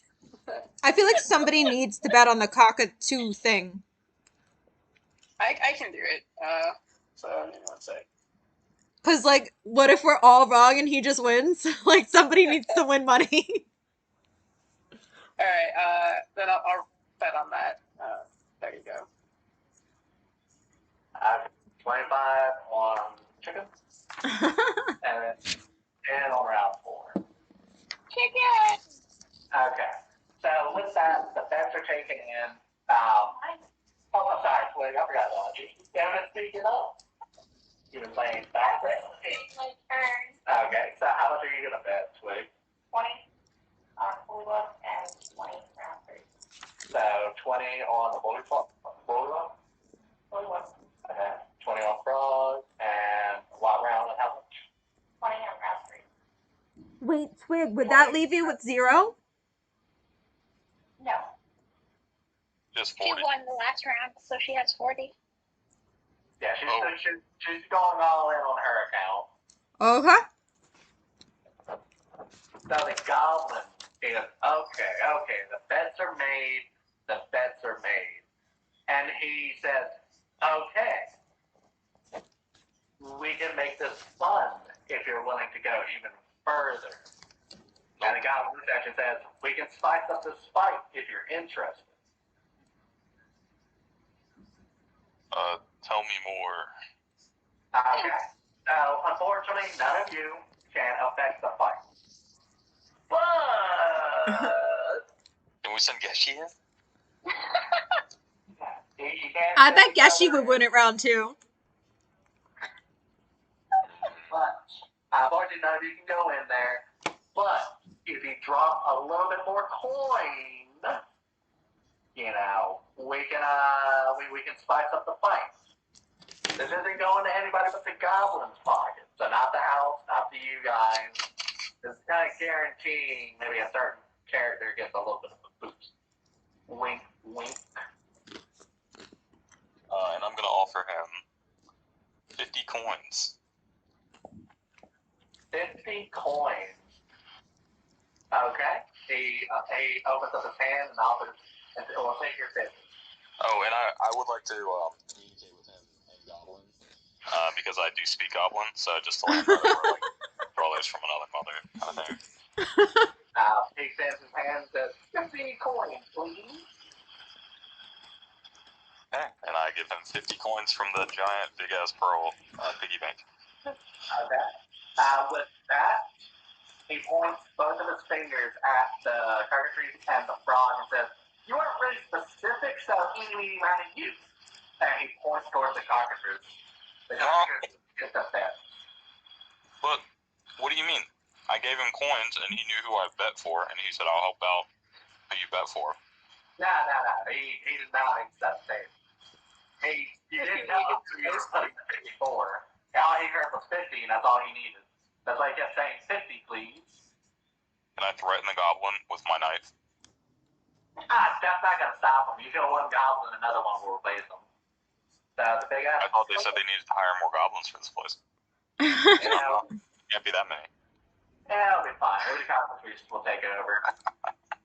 So, unfortunately, you weren't specific. You got scammed. The cockatrice will get a bonus. Even Porfa fucks up. I'm feeling a little better now. So, because the bullywog has a higher ratio of people expecting it to win, if the bullywog wins, that's double. If the cockatrice wins, that'll be 5 times the amount. Okay? Alright. It makes it a little bit fair, you know. You guys aren't being like, oh, we should just bet on one thing and pray to God it wins. Okay? Sounds like a plan. So, are you guys ready for fight night? Woohoo! Okay. So, Go Zipper! with that, we go to round 1. They are going to roll off to see which one goes first. The cockatrice will roll first. He gets a 17. And the bullywog will go second. Who also gets a 17. They will have a roll. The cockatrice will go again. It calls at the bullywog, and the bullywog says, I have to make it home to my family. Die, chicken! And it readies its spear. The bullywog will claim first round, or first attack. So let me just so round 1 turn. So that's the bullywog. He is going to attack. And just want to make sure. Okay, all of them. So they all have a +3 to hit. So that's good to know. He's going to start off by attacking with his spear. So let me just get all that. See if he'll hit the cockatrice. So he starts running the spear. He impales the cockatrice with his spear. And he is now going to roll for damage. Oh, let me do this so we can keep track of it. Combat state. If you go to the fifth cycle, Ruby, and as well as everybody else, you can see the combat encounter, so you can see who's doing what. So right now we're on the bullywog to keep track of everything. So he has hit the cockatrice, and now he's going to roll for his spear damage. And the spear is doing 1d6 plus 1. Okay. Actually, he's using both hands with his spear, so he's actually doing 1d8 plus 1. So we're going to have a d8, and we're going to do 1. Does he also do multi-attack, or no? He'll do his multi-attack in a second. So with that, he spears straight into one of the wings of the cockatrice, It screams as it is now taken 6 damage, putting it to 21 HP. And now the Bullywog, being close enough to the chicken, he will now go for his multi-attack, and he will do a bite attack. And he will roll a d20, and he will add 3 to that. Oof. As it hits, he bites the neck of the cockatrice, and now he will roll for his bite damage, which is 1d4 plus 1. Come on, get 5. So, trying to add it. I'll take a 3. Okay, that's 3 more damage against the cockatrice. Putting it to 18. The cockatrice is bleeding slightly. And with that, because the cockatrice's turn, the cockatrice is going to attack the Bullywog. I believe he has a +3 as well. Right. And with that, let's see if he hits. He hits, and he returns the bite back to the Bullywog, and he is going to do 1d4 plus 1 of damage to the Bullywog. And then we will roll for his DC check. We'll take 2 damage, putting him to 9. He is feeling the hits. And now with the bite, we will now do a DC check. So on a DC 11 Constitution saving throw, if they fail, they will be magically petrified. And on a failed save, the creature begins to turn stone and is restrained. It must repeat the saving throw at the end of its next turn. On a success, the effect ends. On a failure, the creature is petrified for 24 hours. So on turn 1 of it being petrified, it is turning to stone and cannot move to run away. On turn 2, if it fails its petrification, it will turn to stone and effectively be out of the fight, if that makes sense. Yep. Yeah. Okay, so the Bullywog taking the hit, he's now going to do a con save. He needs to beat 11. And He has a +1, right? Yep, he has a +1. Oh, just barely. The petrification as the beak bites into him, the slime on his skin flakes off into stone bits that were transforming into stone, barely saving himself from the bite. And with that, we will now go back to the Bullywog for round 2. Okay, so go ahead. Okay. I don't know why I did all that. Okay, well, let's do it like that. So, round 2 begins for the Bullywog.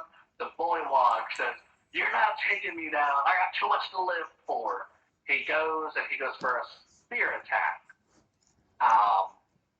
Unfortunately, he's too close to use both of his hands, so he's only going to be able to use one of his hands to attack with. So he will not get the D8, but instead the D6 worth of damage. So right now we're going to do his hit. Let's see if he hits. And he succeeds, striking at the beast. Now he will do 1d6 plus 1 damage, if I get that correctly. Don't mind. Yeah. Okay, let's see what damage he does to the cartridges. Yeah. He does to the cockatrice, putting it to 11 HP. And the cockatrice is screaming in pain as it is impaled into its neck as the spear juts through it. And you hear the goblin nigger, "Time for the show!" And the cockatrice, you can see the spear slowly push out of its neck. And the wound that was once there is going to heal back up for 1d12 worth of health. Actually, not D12, my bad. We're going to go at D10. So this is how much the cockatrice is going to heal back. It's going to heal back 6, putting it to 17. And with that, the buff from the goblin is over with. You see the goblin look over at Morphath, wink at you, go, I got you. I'm just gonna give him the middle finger. Yeah. So with that, the Bully Frog goes, I ain't done with you. He's going to go for another fight attack.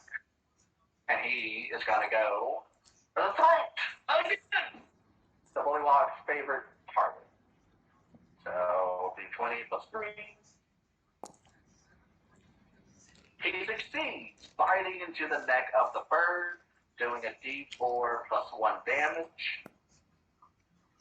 He does 3 damage, putting the cockatrice down to 14 HP.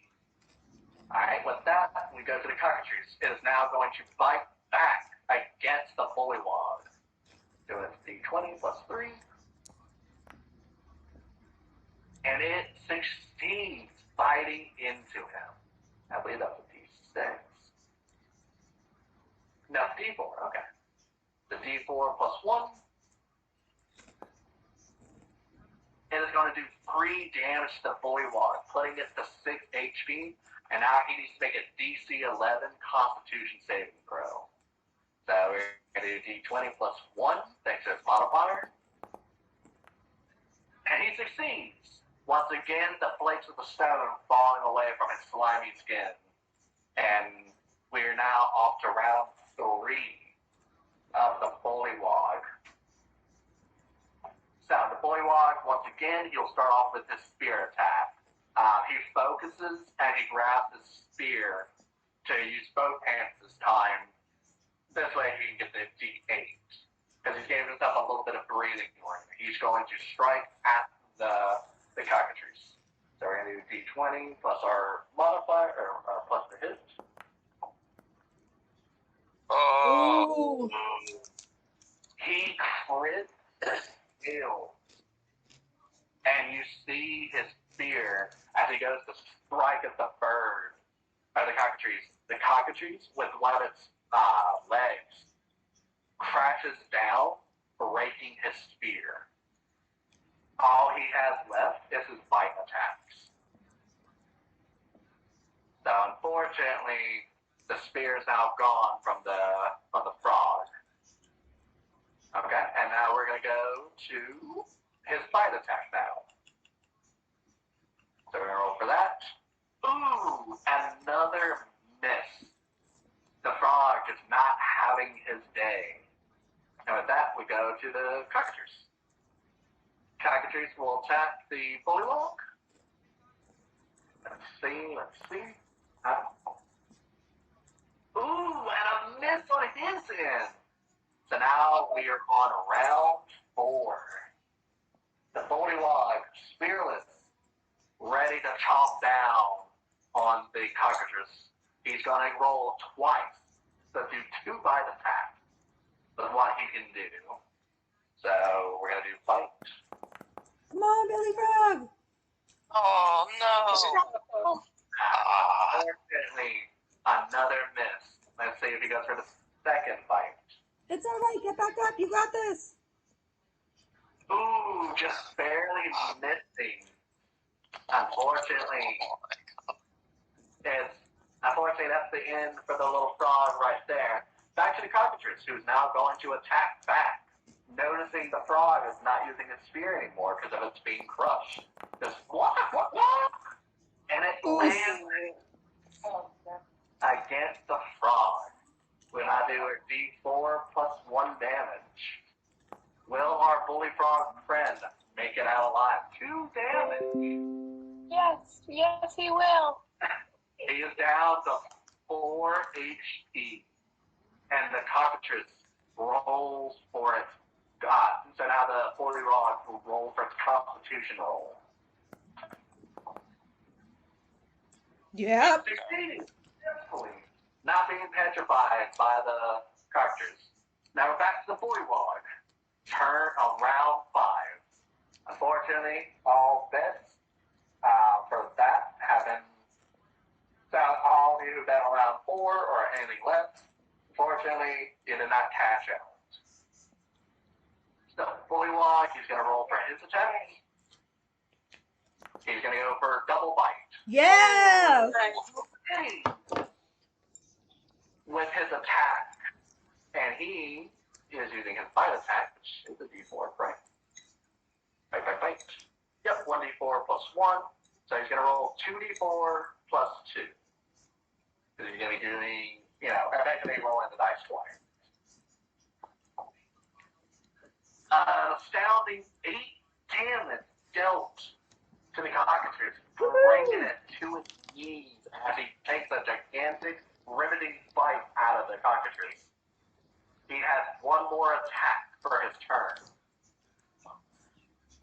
And he rolls for his second attack, succeeding. At biting once more into the cockatrice, trying to go for the lethal attack. He does 4 damage, leading the cockatrice down to 2. 4 HP to 2. One single attack to bring down both of our contenders. And with that, the cockatrice goes. With whatever energy it has left, it takes one swipe at the bullywog. Let's see if it lands. And it does. The cockatrice will now roll for its damage. 1d4 plus 1. Guaranteeing 2 damage. If I roll anything higher than a 2, the bullywog will die. So, the unfortunately, with the last 4, the bullywog who has stood strong is attacked by the frog. More fast. As you are standing there, your god appears behind you and says, "This fight was rigged from the start. Balance is not made even. I will give you the power to help." He points towards your all or nothing coin. And he says, "Flip it, for justice shall prevail." Okay. Alright. Do I roll a D100? You can roll a d4, even odds. So, pick which one succeeds, pick which one fails. Do I roll a D4? Yeah, a d4. It can be whatever, as long as it's even odds. So you need to pick which one's good. Oh, I'm sorry. Okay. Yeah. Alright. So, which one's a crit success, even or odd?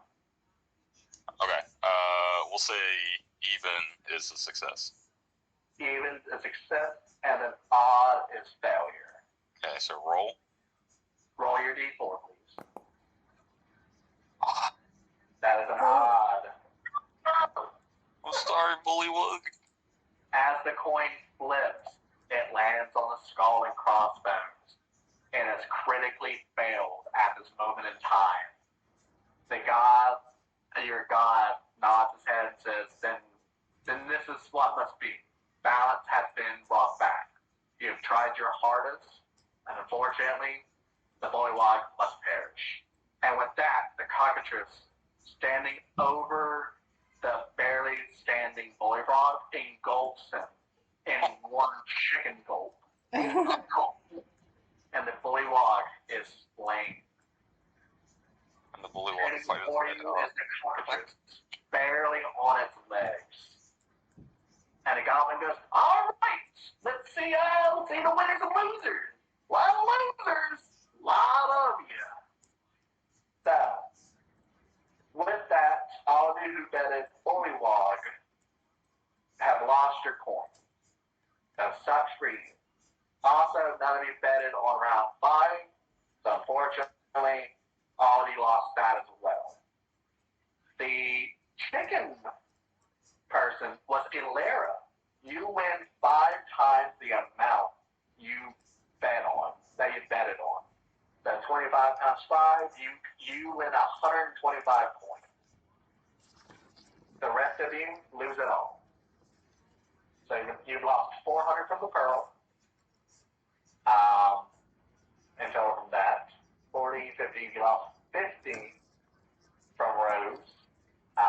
Ashwin, you lost 10. Ruby, you lost 40. So in total, you have lost 500 coins. You said it brings you to 10. But you're not dead. You just, if the party wants to have you around, you can cash in with them. So standing before you, Twig has bet everything she had onto this fight. And she starts to fade away. If you guys accept her into your party, she can share among your soul coins, keeping her alive. Would you guys allow her into your group, or we just watch her pass away? We'll allow her to the group. Does she have any magical powers to bring Mr. Bullywug back to life? Very sad. She can turn into a bullywug. Ooh. I can. You better break the fight, throw yourself in. Yeah.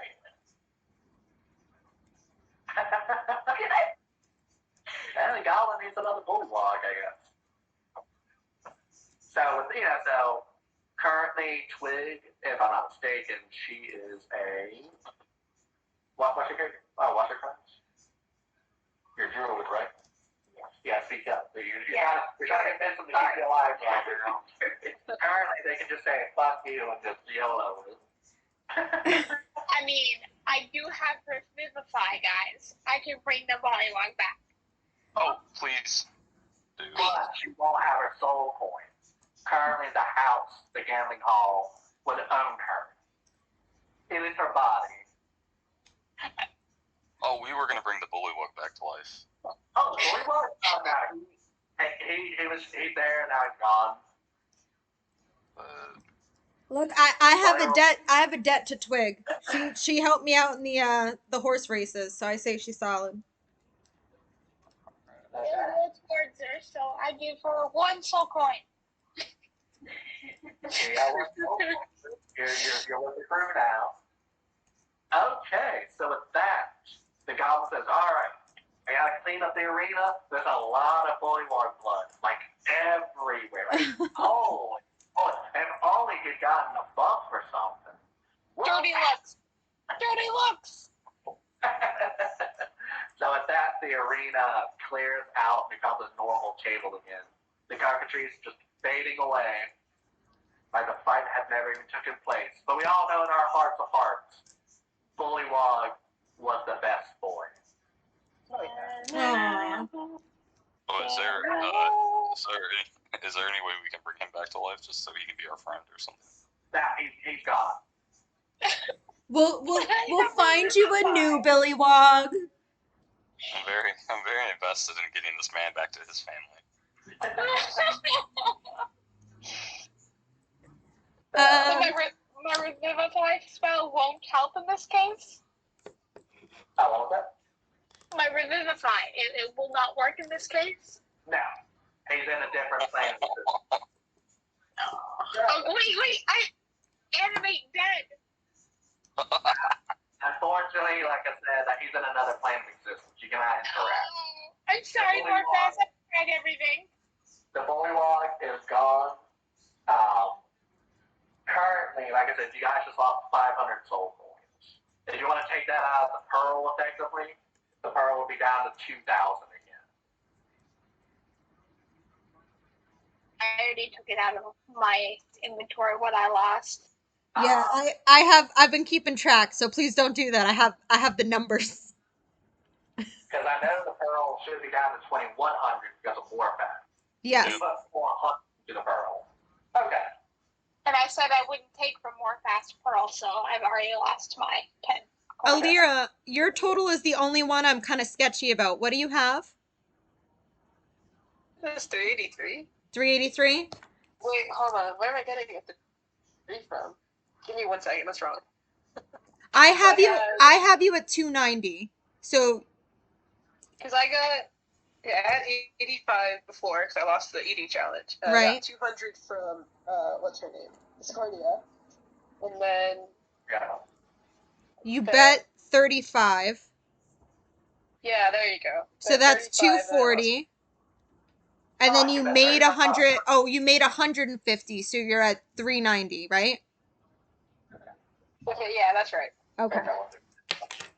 Thank you. No problem. Thank you. You're like I said, yours was the only one where I was like, I don't think my math is mathing. What do you have for me? I have you at 65. Okay, well, I lost one because I gave it to Twig. Oh yeah, 64.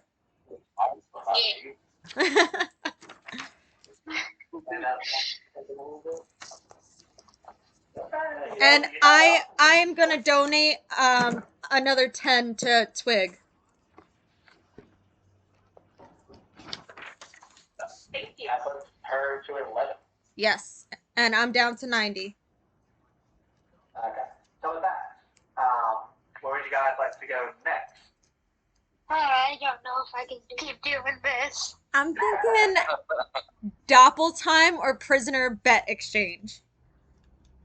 Those require multiple people. Yeah, I'm curious about the prisoner one, so I'll go with you. All right. Go. I'll just follow behind. My goal is to make this goblin run to the opposite side as much as possible. Love that for you. Do you have to tell them? Can we make the goblin run so much that he dies and we can just... That's the plan. You're reading my mind here. I didn't even have to send a message. While y'all do that, I'm gonna go do the drinking contest. Ooh. Oh, I have an idea. Can I throw some ball bearings on the floor so the goblin runs and hilariously falls on the floor? Sure. Alright, I'm gonna throw 1,000 ball bearings on the floor. Okay, I put you down 3,000. Lower fast. I need you to roll a D100 for me, please. Oh, is he not gonna fall? Does Grim or Reaper or what's your name? I keep forgetting. Arrow? Alright. Orion. Do any of the familiars want to help out the D100 roll? Oh yeah, my birds would be really happy to watch someone fall. Okay. We'll do Alright. Orion, the fox first. Then we'll do Grim and Reaper. So more fast, the fox comes over and like kind of face the ball bearings and like puts them in like certain positions, maybe helping you out. Maybe that's where the goblin might walk, obviously. So roll another D100 roll.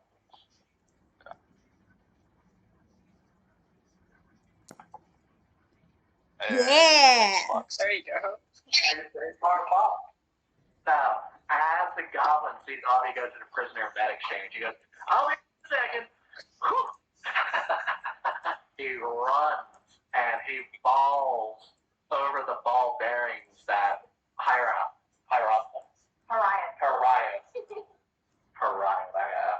I keep thinking, that's just thinking Hariah.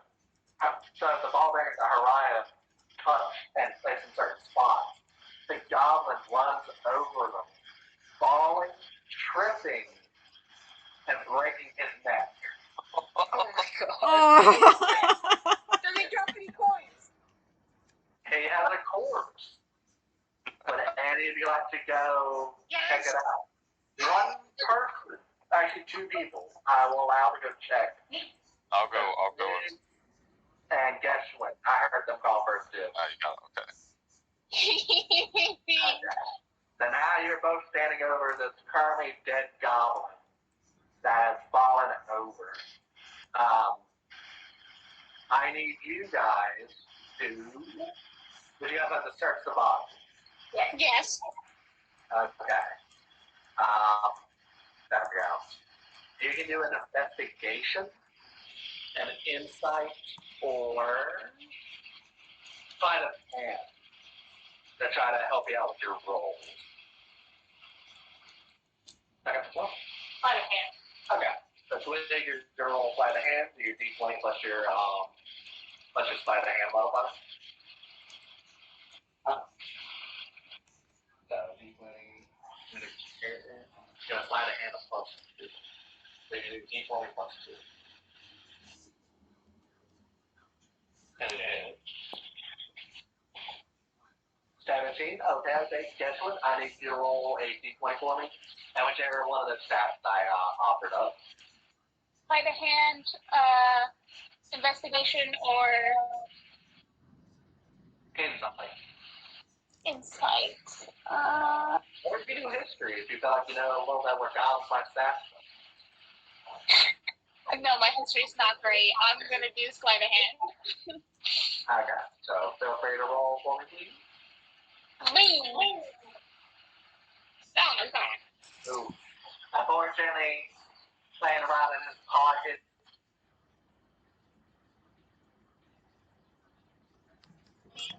How many custards? So now you have a bag of custard pies. I need for Twig. I need you to roll me 5 D100 because he represented the house. He has a soul point on him. You already rolled. Well, you succeed. So I need you to roll me 5 D100. And it'll add it all up. You have earned the group back 256 soul points. Nice. That I would put your total 267. Just on your bottom right now. Since you guys are a group, that's what it is. So, you got back a little bit of the soul points you lost. And we got revenge. You got a custard pie. That's right, more fast. That's what matters. From the floor, the goblin starts to rapidly decompose to where it completely disappears. And from one of the random goblin-sized windows, a goblin pops out. It's me, the goblin. I represent the house. Prisoner bed exchange, you gotcha. And he runs on over, going, this won't get old. And now he has made his way over to the prisoner bed exchange. I assume everybody goes back to where they were going to go. So Twig will go to the drinking contest, and the rest of you will go to the prisoner bed exchange. Okay? Hopefully, We're going to do the bed exchange because it'll be quicker. So, the goblin, he showed you 2 cages within this plane of existence that none of you can interact with besides talking to the individual. And he says, all right, this is the prisoner bed exchange. There are 2 characters. There's a Fomorian who was from the Celtic land towards the north, where near the British Isles, some would know it as. And the other one is from the warring states of China. And he tells you, if you free folks, you get nothing besides freeing them, and they will remember you and probably owe you a favor for saving them. But for each one you sacrifice, I will give you 500 soul points. Ooh.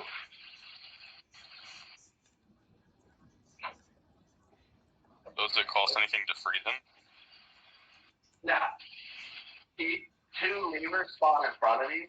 One for the warring state person, and the other one for the Fomorian.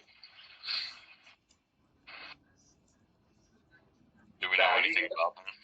You can talk to them. You can talk among yourselves.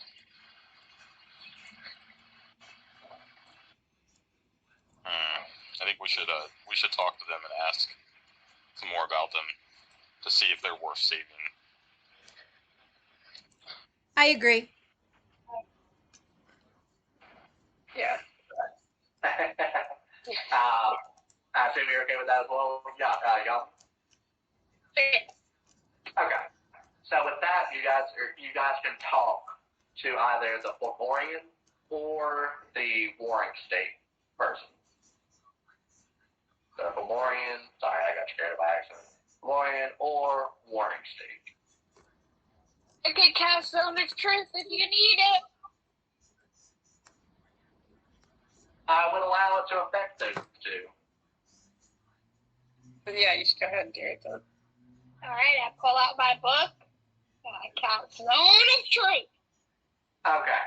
Zone of Truth, if they lie, or they don't tell the truth, you will know that they are not telling the truth. You won't know the full lie or truth, but you'll know something's off. You can go, hey, that's not the full truth.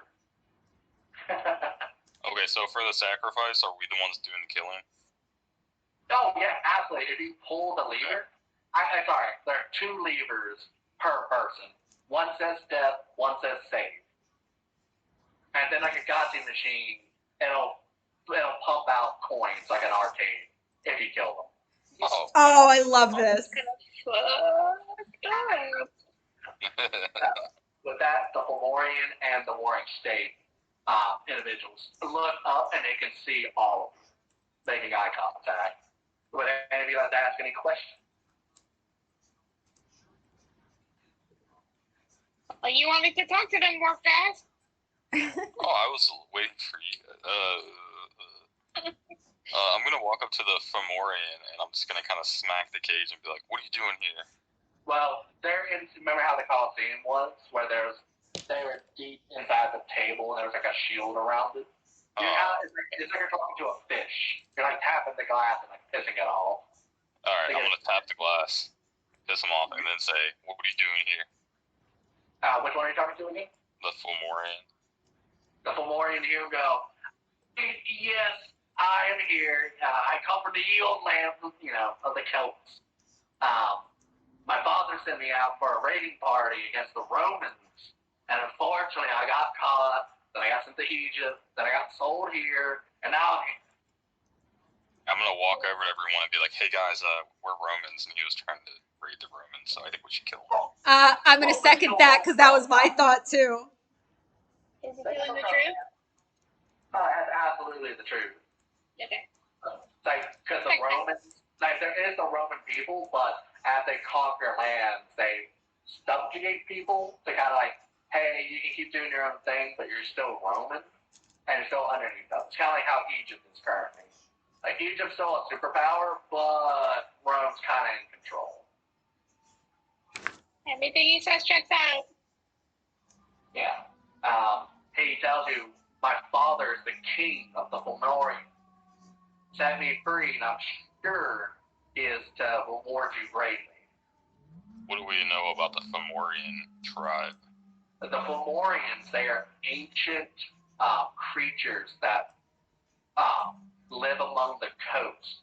Most of them being humanoid monstrous creatures, but many of them have gone to the surface lands and have intermingled among humans and other creatures of sort.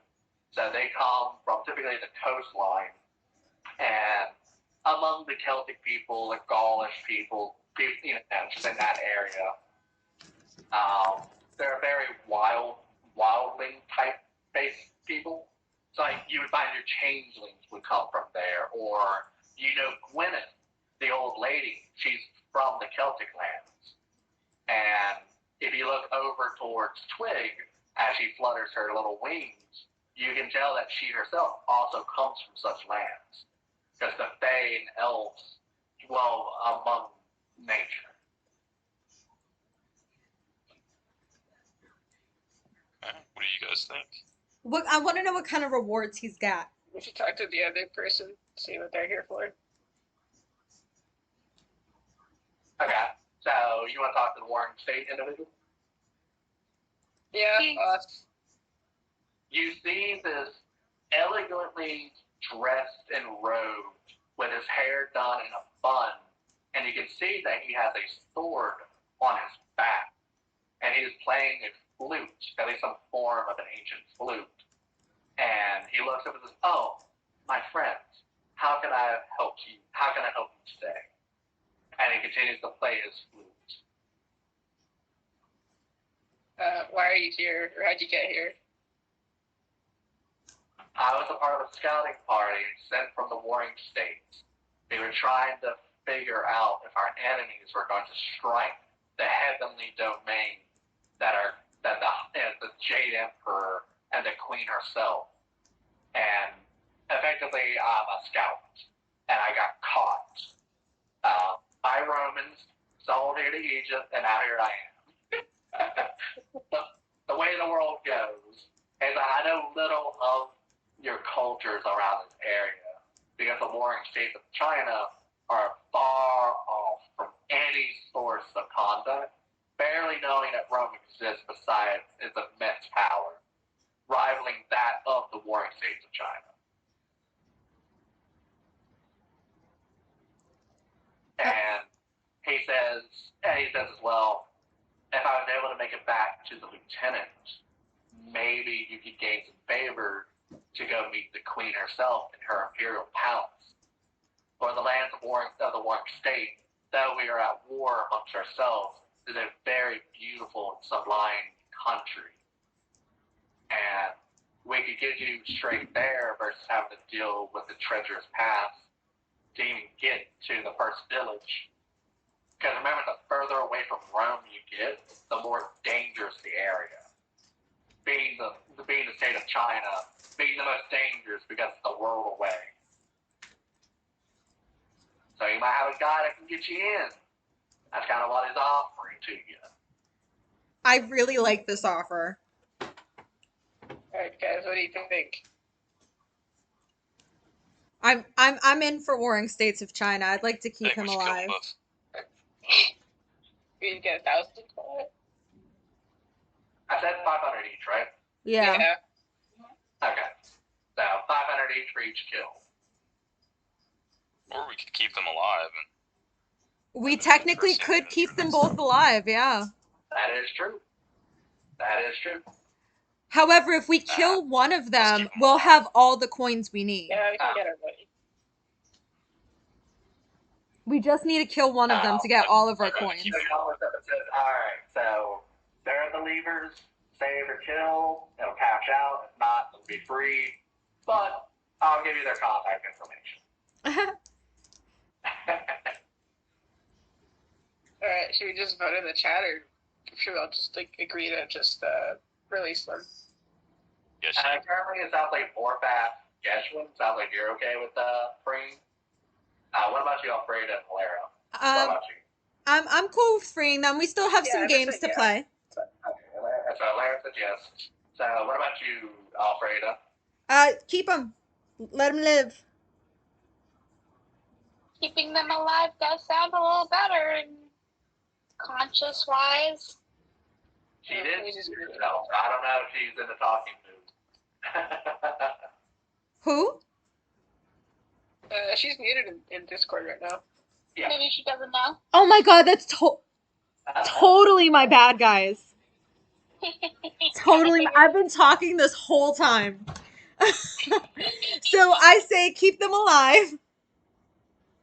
Okay. And yeah, I like the offers that are happening. So, with that, the Valorian lieutenant says, "My name is Giles. Thank you for saving me. Just pull the lever to save my life." And the other individual, his name is Fang. He says, "Please set me free, and I will make your journey to the Warring Kingdoms a safe."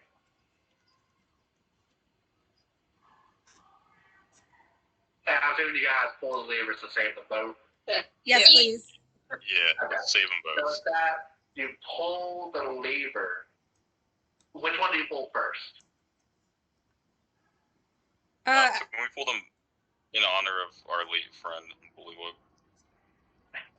So, do you save the Valorian or do you save the Warring State first? Go ahead, more fast. You pull the lever. We'll pull the Warring State first for Bullywug. Okay. So with that, you pull the lever, you see him, the cage opens up, and he goes, "Thank you so much," and you hear him as his blade unsheaths itself. He hops up about a foot off the ground, and the blade lands beneath his feet, and he is now flying on top of his sword and says, "I will meet you in the mountains far east." And he flies off on his divine sword. And he was gonna start attacking us. Ooh, boy. Now it's that. That's a cool As ride. As you're gonna reach for the second lever, the goblin jumps up on the table and says, "I got a deal for you. 4,000 souls. Kill him, and it shall be yours." How much do we have currently altogether? Do we even need to do this? No, we do not need to do this. Well, what was he offering as rewards? 500 to kill, but this time he's offering you 4,000. Yeah, but the guy, the poor man guy, was offering us a lot of riches. Yeah, he'll take you to the Fomorian lands where you'll meet his father, the king. Ah, yeah. So, I mean, I say we still free him. Yep, I agree. I'm not over there, but I agree too. 4,000 souls. It depends on who it is. Fill up, Goblin. He could open up the gate and or whatever it is could attack us. The Zone of Truth did not once bear falseness to him talking about bringing you to his king. Yeah, all I heard was truths. Yeah. So, he's like, "I'll get you to my father. You'll be saved. Fomorian for life." Now, 4,000 soul coins or save your new friend, Guile. We're gonna save them. Yeah. Yeah. So, save. Everybody good with saving? Yes. Okay, with that, the goblin shrugs and says, sometimes you win, sometimes you lose. He hops off the table, you guys pull the lever, and you see Guile. The cage opens, and he says, "Thank you, my friends. I will never forget this. Meet me at the beginning of the woods where it crosses between the endless sun and the dawning moon. And you see him wild shape into a bear, triple the size of any you've ever seen, and he runs on all fours off into the forest." Sick. Is that a bugbear? He's not a bugbear, he's a gigantic brown bear. Okay. And with that, he runs off into the forest, and the prisoner bed exchange closes for the evening. Okay, so with that, we're going to go over to the drinking contest. Whoop whoop. The goblin. Guy got to start off the ship right. Runs over. You guys can come join to watch, but this is Twig's round. So, Goblin, he walks on over. He says, "You look like a drinking lass. You ready for today's challenge?" Okay. He's like, "I'm just like the pie eating contest. You're going to be drinking. You're going to drink until you pass out. Sound fun? Sound fair?" Okay. So you see the owlbear, you see the hag. Oh, I need another drink. Shakes her way down. And you guys see the genie, the exact same genie that has been plaguing you guys. Some say plague, some says get your wording correct. And he joins the table and he winks at all of you. He says, "My friends, once again we meet." And he bows towards Alara, who currently has his lamp, where she still has 8 of his wishes. Genie wishes, to be exact. And he has joined the drinking contest that our lovely Twig will now be drinking at. Okay? He says, and the goblin, he looks at his watch and says, "Okay, I'll keep this simple. The night's almost over. Let's spice it up. No limit betting. And currently, you're allowed to bet as much as you want. And you guys are close enough to where maybe you can assist or help out. Who knows? All right, I'm looking through my inventory of what I can do. I'll just walk behind her real quick, say good luck, and then cast guidance on her. That means you're gonna have a D4 at the end of your roll. Okay, cool. Why, thank you.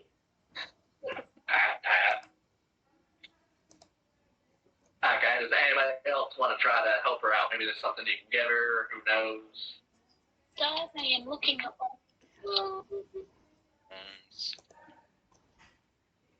If she is given a rock candy, she will, I don't know exactly how I want to word this.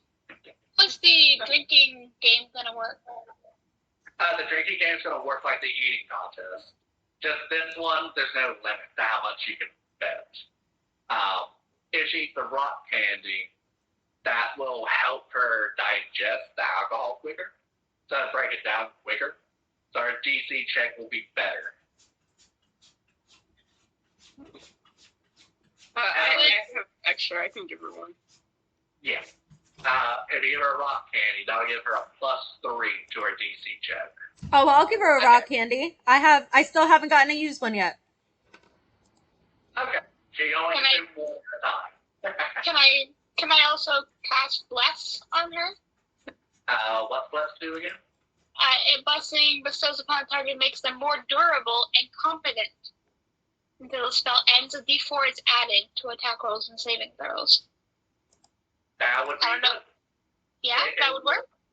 It's going to stack with guidance. So she's going to have her D20 plus her crack rock of 3 plus a D4 plus a D4.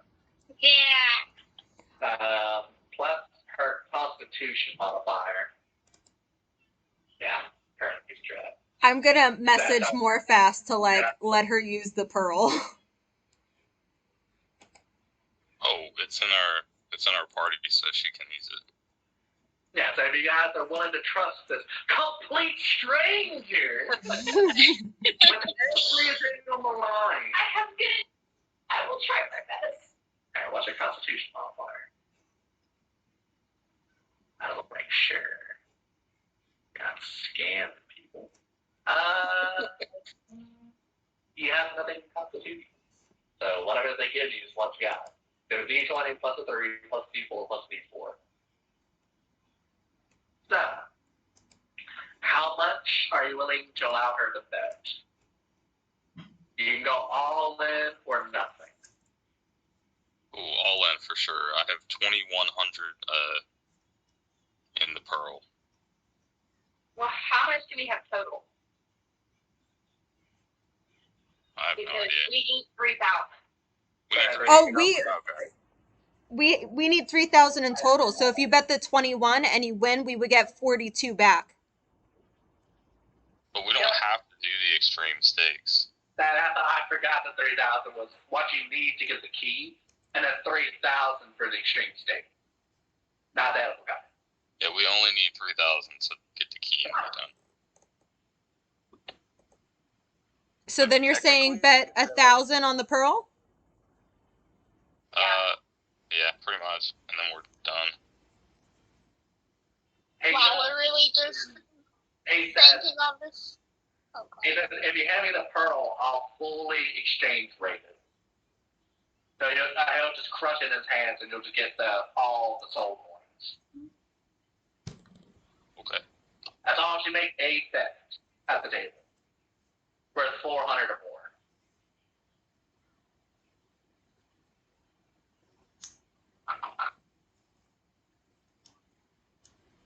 Did you hear that part of that? Wait, that destroyed the 2,000?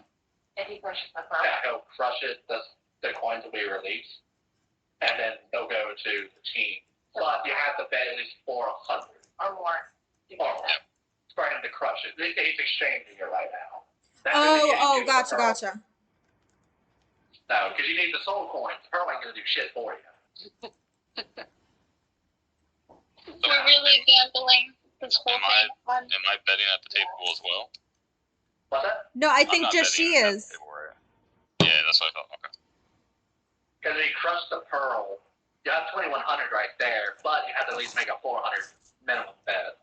But we said we were gonna do 1,000 though, right? So we could get the full 3,000 that we needed. Yeah. Yeah, but I mean, we have almost 3,000 because I have 100, and then 2,100 in the pearl, which is 2,200. We're about 500 short. Yeah, so bet If 500 we break double, even. and then you're done. Okay, so the goblin looks at it and says, all right. Bets are in. Bet on what you can. How much are you looking at, little lady? Wait, that was the 267 that I had gotten out from the goblin. 256. Because remember, Twig got 256 from the dead So goblin. it's less than that. She's 267 right now. Correct, in total. I have to know what you guys have working with in total. Yeah.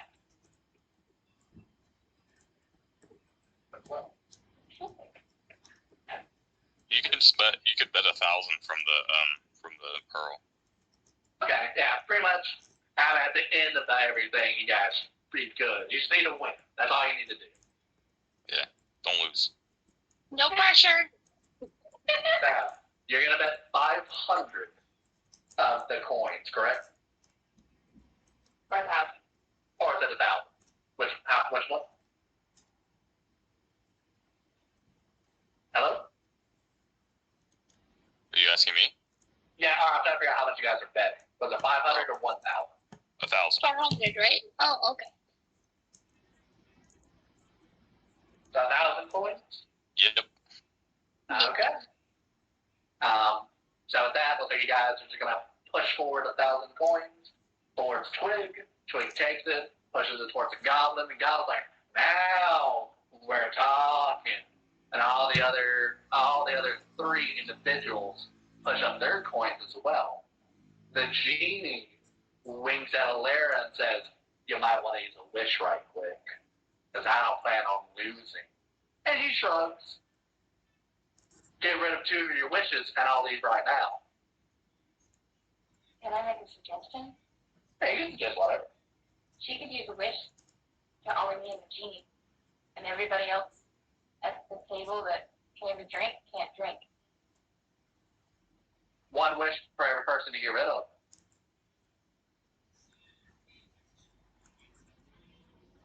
One wish per person to get rid of, so I couldn't just sacrifice 3.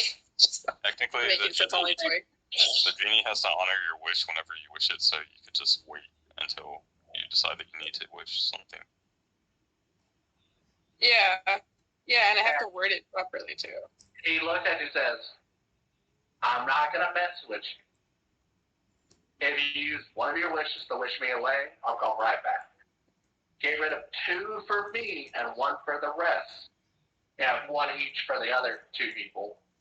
And I will guarantee I will not come back to this drinking contest. I'm trying to get rid of all the wishes I owe you. So if you use 2 of your wishes, he'll just leave and he'll leave you guys alone. But if you only use 1, he'll come right back. Because he's going to genie wish you. Pretty much he's kind of holding you hostage right now. Yeah. He Gashman, can you? He came here. I was gonna say, Gashman, can you cast Zone of Truth? No one asked him to repeat what he said, just to make sure. Truth is a second Is it- level spell. Oh, So if yeah, it I is can the- do that again. Oh, okay, if you don't mind. Yeah. He tells you the exact truth. Okay. Use 2, and I'll go away. Use 1, I'll come right back. I'll genie with you. Then I'll sacrifice 2. Okay, with that, he nods and he disappears, including the lamp. Okay. Because the lamp was a part of him. You still have 6. Unfortunately, you don't have the lamp. Because you wished him away. Yeah. So, you're going to have to find him to get back your 6 wishes. That's fine. Hey, genie's your genie wish. We can go on a whole adventure to do it. Yeah. That guy's not getting out of your wishes, you hear me? I feel like TK just like dreams about these in his sleep. Well, that, Said I feel like you just like dream about these in your sleep. Like, how can the genie fuck them over this time? but with that, the genie takes the 2 wishes and he wishes himself away. And you're left with the hag and the bugbear. The genie and the lamp are gone. So, until you find the genie's lamp again, you don't have your 6 wishes. Okay, cool. Alright, Twig, you got this. Yeah, you should have wished the other 2 away, then the genie. Ditto. You said I wish the genie was gone, so he did what you said.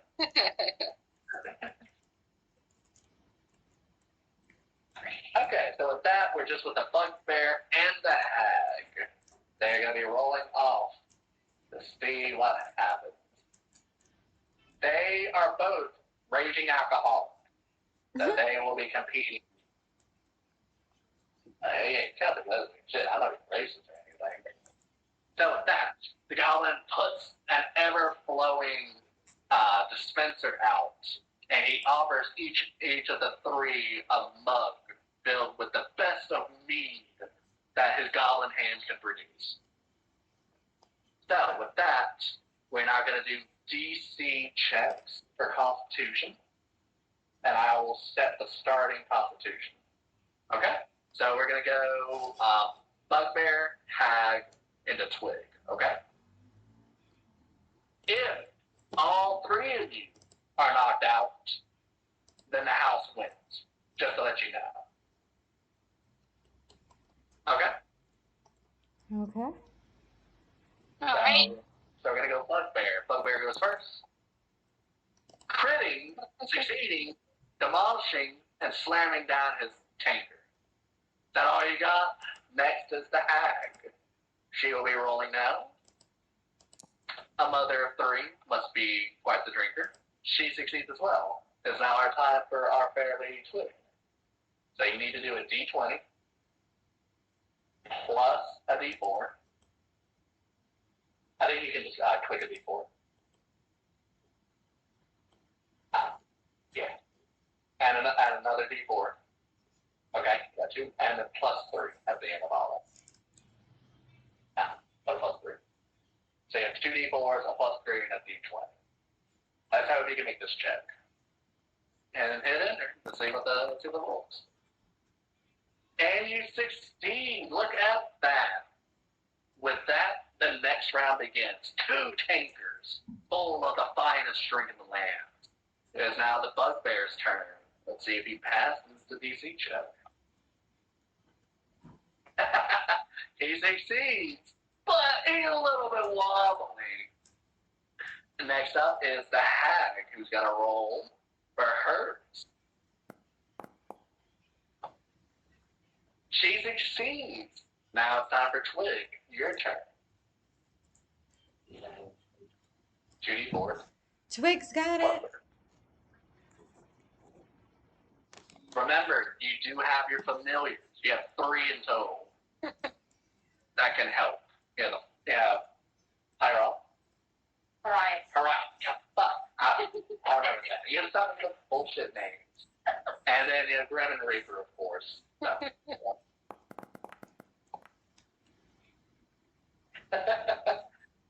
You too are starting to feel a little bit tipsy, but you succeed. We now go to round 3. 3 tankers. And the bugbear will now go. And he will now roll to see if he makes it. Succeeding like there's no challenge at all. Slamming down all 3 tankers with just 1 hand. The hag's turn. Ooh. She, unfortunately, as she rambles on about her ex and how he's such a piece of shit, drinks herself and she is dragged away by the goblins to go to her room.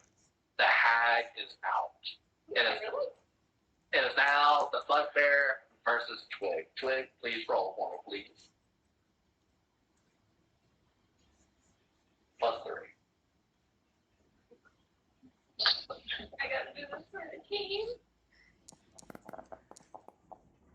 Yeah. Okay, round 4. Instead of 4 canisters, the goblin brings 2 gigantic barrels, one for each contestant. They will now be rolling to see if they succeed. The bugbear, unable to hold his own, passes out from the alcohol. Twig, you get the final roll. No. This barrel that is exactly probably about a foot taller than you. It's a pretty big barrel. Okay, let's see if she succeeds. Yeah. Natural 20. How do you demolish this barrel of meat? Patty, jump in it, absorb it all. I'm gonna dive in first. Chug.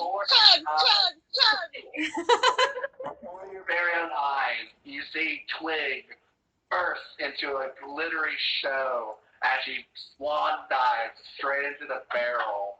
And between the slurping and gulping noises, when you peer into the barrel, she's patting her stomach as she lets out a burp. She has consumed all the alcohol. My wings drooping and me. Oh yeah, you're absolutely blasted out of your mind.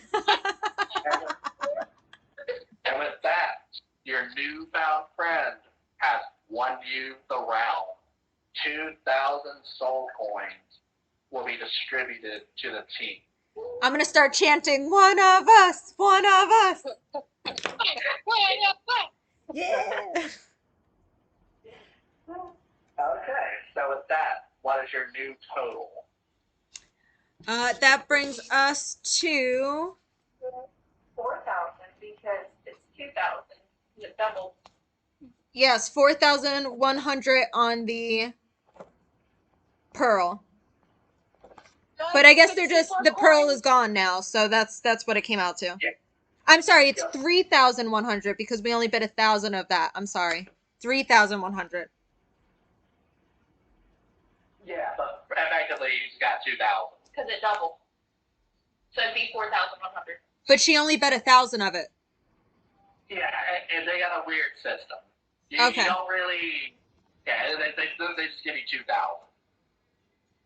So that would still leave us at 3,000 though. 3,100 in total on the. Okay. Okay. So you have 3,100 what? 3,100 on the pearl, and then Morphas 100, 290s for. I'm sorry, 90 for me, 390 for Lyra, 64 for Geshi, and 267 for Twig. Okay. So the grand total for all that, if you don't mind. You gotta give me a second because my mental math doesn't do all that mathing. Calculator. My math teacher would be so proud. So, you see the goblin. He runs over to the extreme stakes. And he says, "Do I got the bet of the century for you guys?" Wait. I kick him in the groin. Just what that shatters his pelvis, and he is taken to the room. And another goblin spawns from one of the vents up above. And he goes, "It's my time to shine." And he jumps over, sees how much you're holding, jumps to the extreme stakes table, and says, "Do I have the bet of a millennium for you?" I roll my eyes and let Belfast take over. We have 4,011 in total. Nice. So, We don't need any more deals. because the goblin looks at it and says, "All right. You know, if you were betting, it's all or nothing. I could give you a +1 to all of your weapons, as well as making them magical."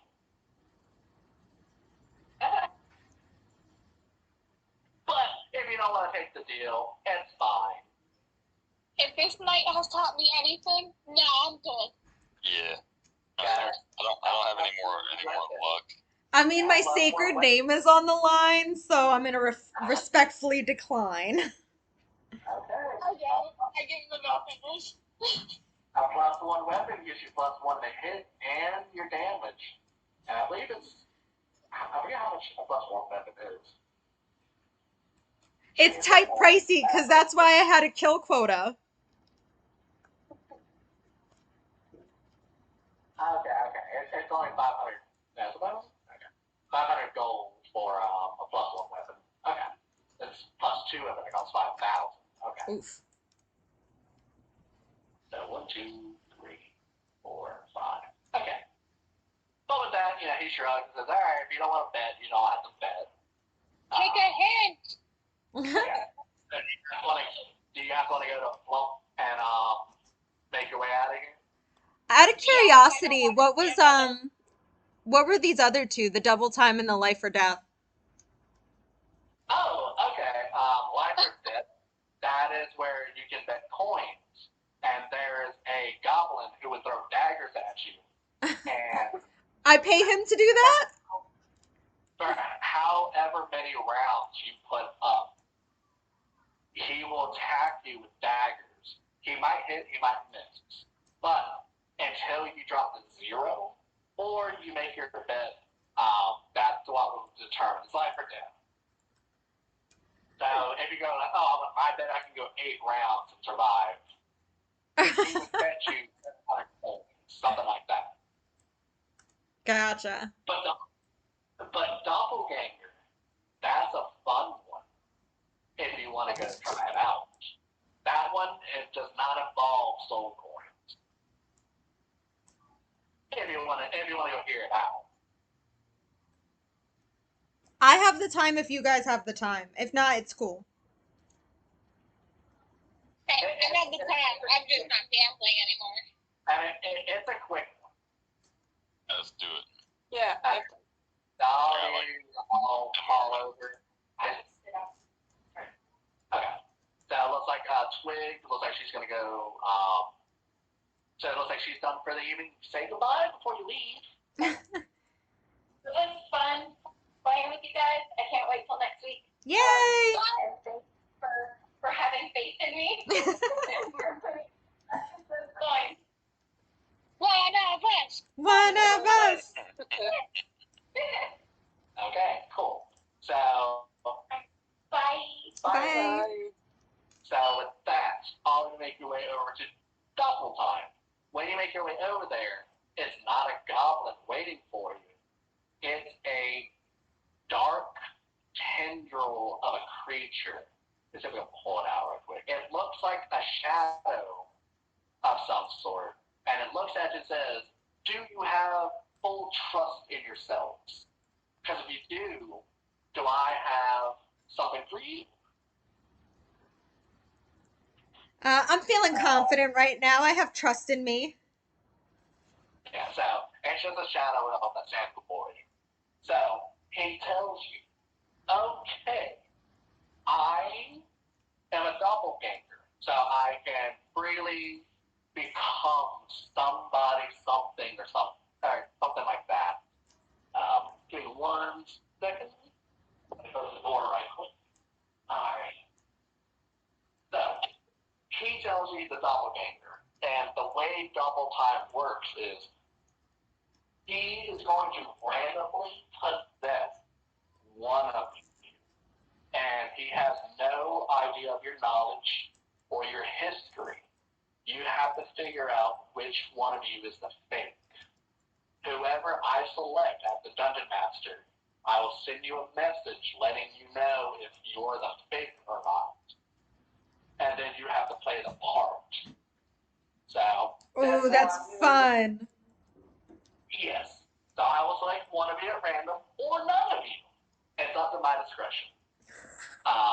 You will be able to ask 4 questions between the 4 of you. Not 16 in total, but 4. And from there, you can make your decision. If you succeed the correct guess, and because he pulled out a shadow dagger. He's like, if you use this against the fake me, then then you kill me and you win. But if you fail, you just knock out whoever it was and I win. So you only get one flash. So make sure you're ready before you make the flash. Where are you sending us a message? Is it here or on Discord? It would be on Discord. Okay. And I'll send it to you, of course. Okay, so with that, he says, the reward for winning, I'll decide it by next week, of course. So he looks at you and says, so, you wanna go have fun? Yeah. He nods. And he's like, yeah, there's nothing to lose. It's just a lot of fun. All you can do is win. I just I'll cry. Fine, Yeah, I'll join too.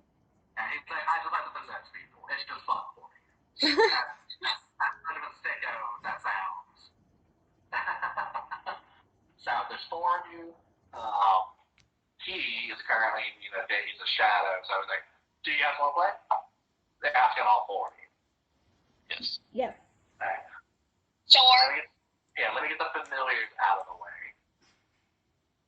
So, I need all of you to mute yourselves. This way you don't hear the Discord message right up. Muting.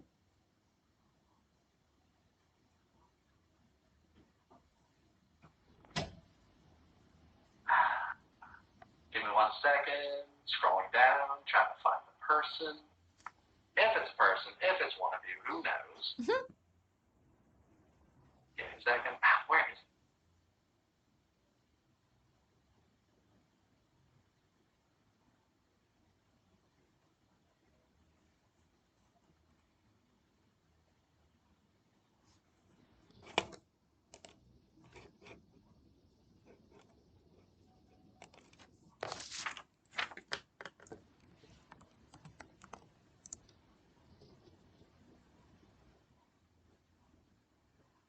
Okay. With that, you guys can unmute yourselves. I have sent out who it is. The doppelganger before your eyes. He hits all of you in the eyes and your ears, so you lose all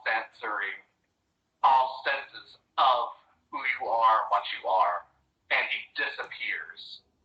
And before you is a cauldron of a pot that sits on the table that he once was at, and there's a fire underneath of it. And in front of the pot or the cauldron, there's the spectral knife that would kill the doppelganger or knock out one of you. So with this, we will go to Ilera. You will ask the first question. You can ask any of the other three a question, and they will answer it as best as they can to their knowledge. Okay. What are my familiars' names? You have to ask one person in particular. Okay, I'll ask Marcus.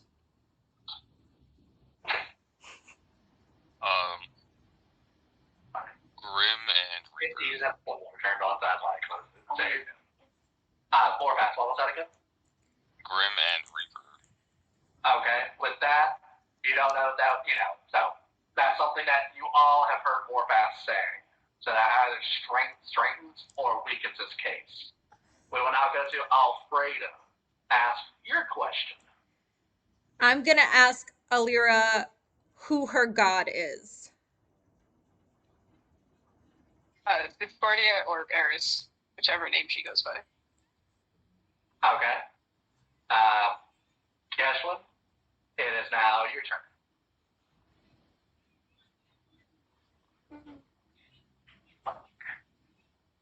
You need to go get it.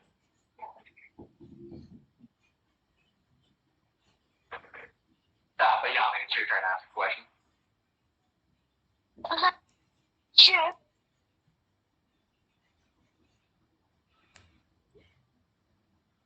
Rose,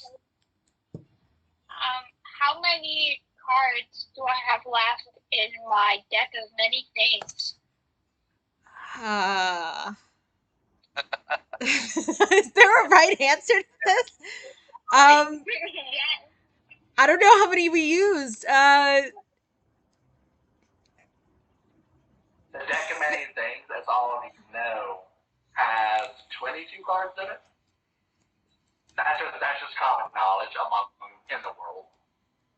I'm gonna say it has 14 left. Okay, with that knowledge, we'll now go to more facts. You can ask your question. I'm gonna ask Geshi, what is your favorite food? You might as well take the dagger and kill her now. Oh god, all of it. I love everything. Wrong answer. So, with that, so is your answer everything, Jesse? Anything sweet, I guess, would be my answer. Okay, there we go. So with that, each of you have asked a question, correct? Yes. Yeah. Yes. Yeah. Okay. You can now deliberate among each other who you believe the doppelganger is, and then take the knife, and it will pierce that person's heart. Alright, let's go Geshi. What? It's not me, guys. I promise. Now, more fast, who are you voting for to get stabbed? Geshi. No. Alright, This is yes. not me. Jesslyn, who are you voting for? I don't know, cause.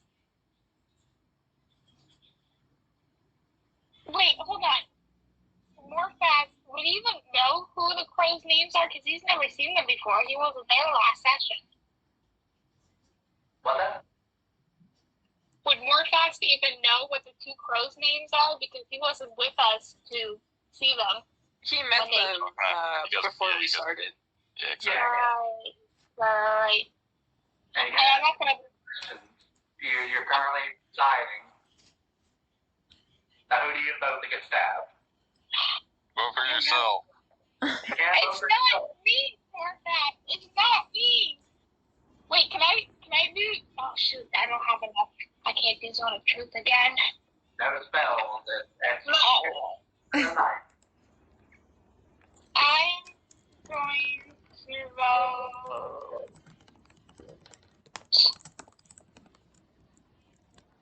Right. Oof. Who? Why me? Because that card is not right. But I don't remember how many we used. We used so many that day. Okay, like I said, there's no more talking. You've made your decisions. You're making your decisions right now. Rose, who are you voting for? Because one vote for you, one vote for Geshi. I'm gonna vote Geshi. Two votes Geshi, one vote Alfredo. Hilera, you can pick. Lara, look into my eyes. Look into my eyes. If you choose Alfredo, we'll go to a tiebreaker question. Or you pick Geshi, and then she gets stabbed with the knife. I'll do the tiebreaker question, so I'll just go with Alfredo. Okay, so Morfast and Hilera, you both stand away from the two. You guys can ask one question, and only one question to one of them, to figure out the truth or not. Okay, as I know you're suspecting Keshwin, is there like another question we can ask just to narrow it down? Yeah. So these are questions that only your team would know. Yeah. And, you know. Ooh, okay, I got it. Okay.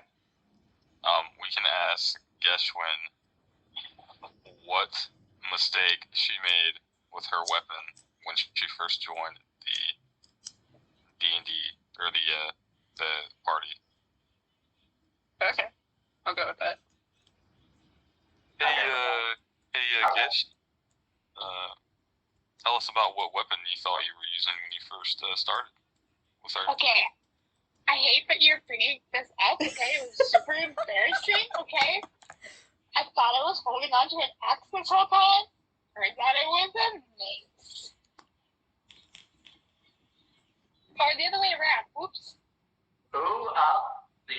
your answer.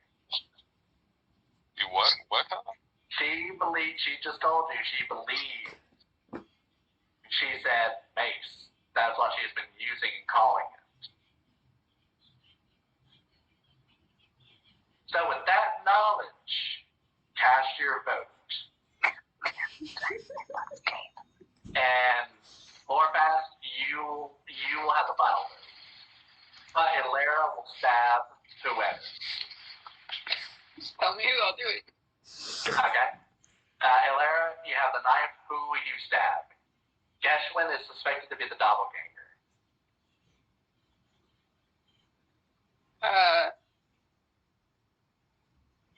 I'll say, Geshwin. Okay, so you're stabbing Geshwin? Yeah. So as the blade, you puncture her heart, and she lets out a vile scream of pain, and she falls to the floor unconscious. And Alfreda morphs back into a shadowy figure of the shadow elf that you once just interacted with. And he says, "Ooh, so close." And from the pot, or the cauldron that's sitting on the table, out pops Alfreda. She was the one that had been possessed. Sorry, guys. Yes, she. And being a dumbass sucks. I thought she had me too. I really did. I was like, all right, she's gonna get this. They're gonna stab me.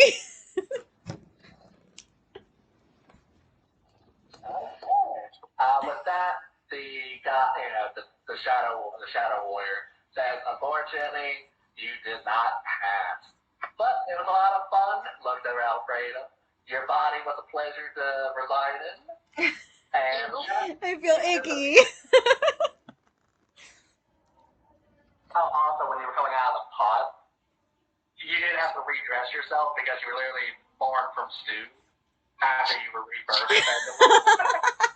So, once again, just being transported away and coming back, just nothing on, kind of re-put everything back on before you get out of the pod. Oh man. I sense this is becoming a theme. Okay, with that, it's now 8:07. I assume this is the end for all of you. Of course, you're all going to go get the key from Plum. And next session, you guys will go retrieve your sacred name. Hopefully, you all have fun. Thanks for allowing Ruby to join you guys. Hopefully, she'll be a recurring player with all of you. Woohoo! Yeah, it was fun. Oh yeah, definitely. Sweet, sweet, sweet. All right, I hope you all have a good night, okay? Thank you, TK. It was a lot of fun. See you next week. All right. Bye. Bye. Bye. Bye.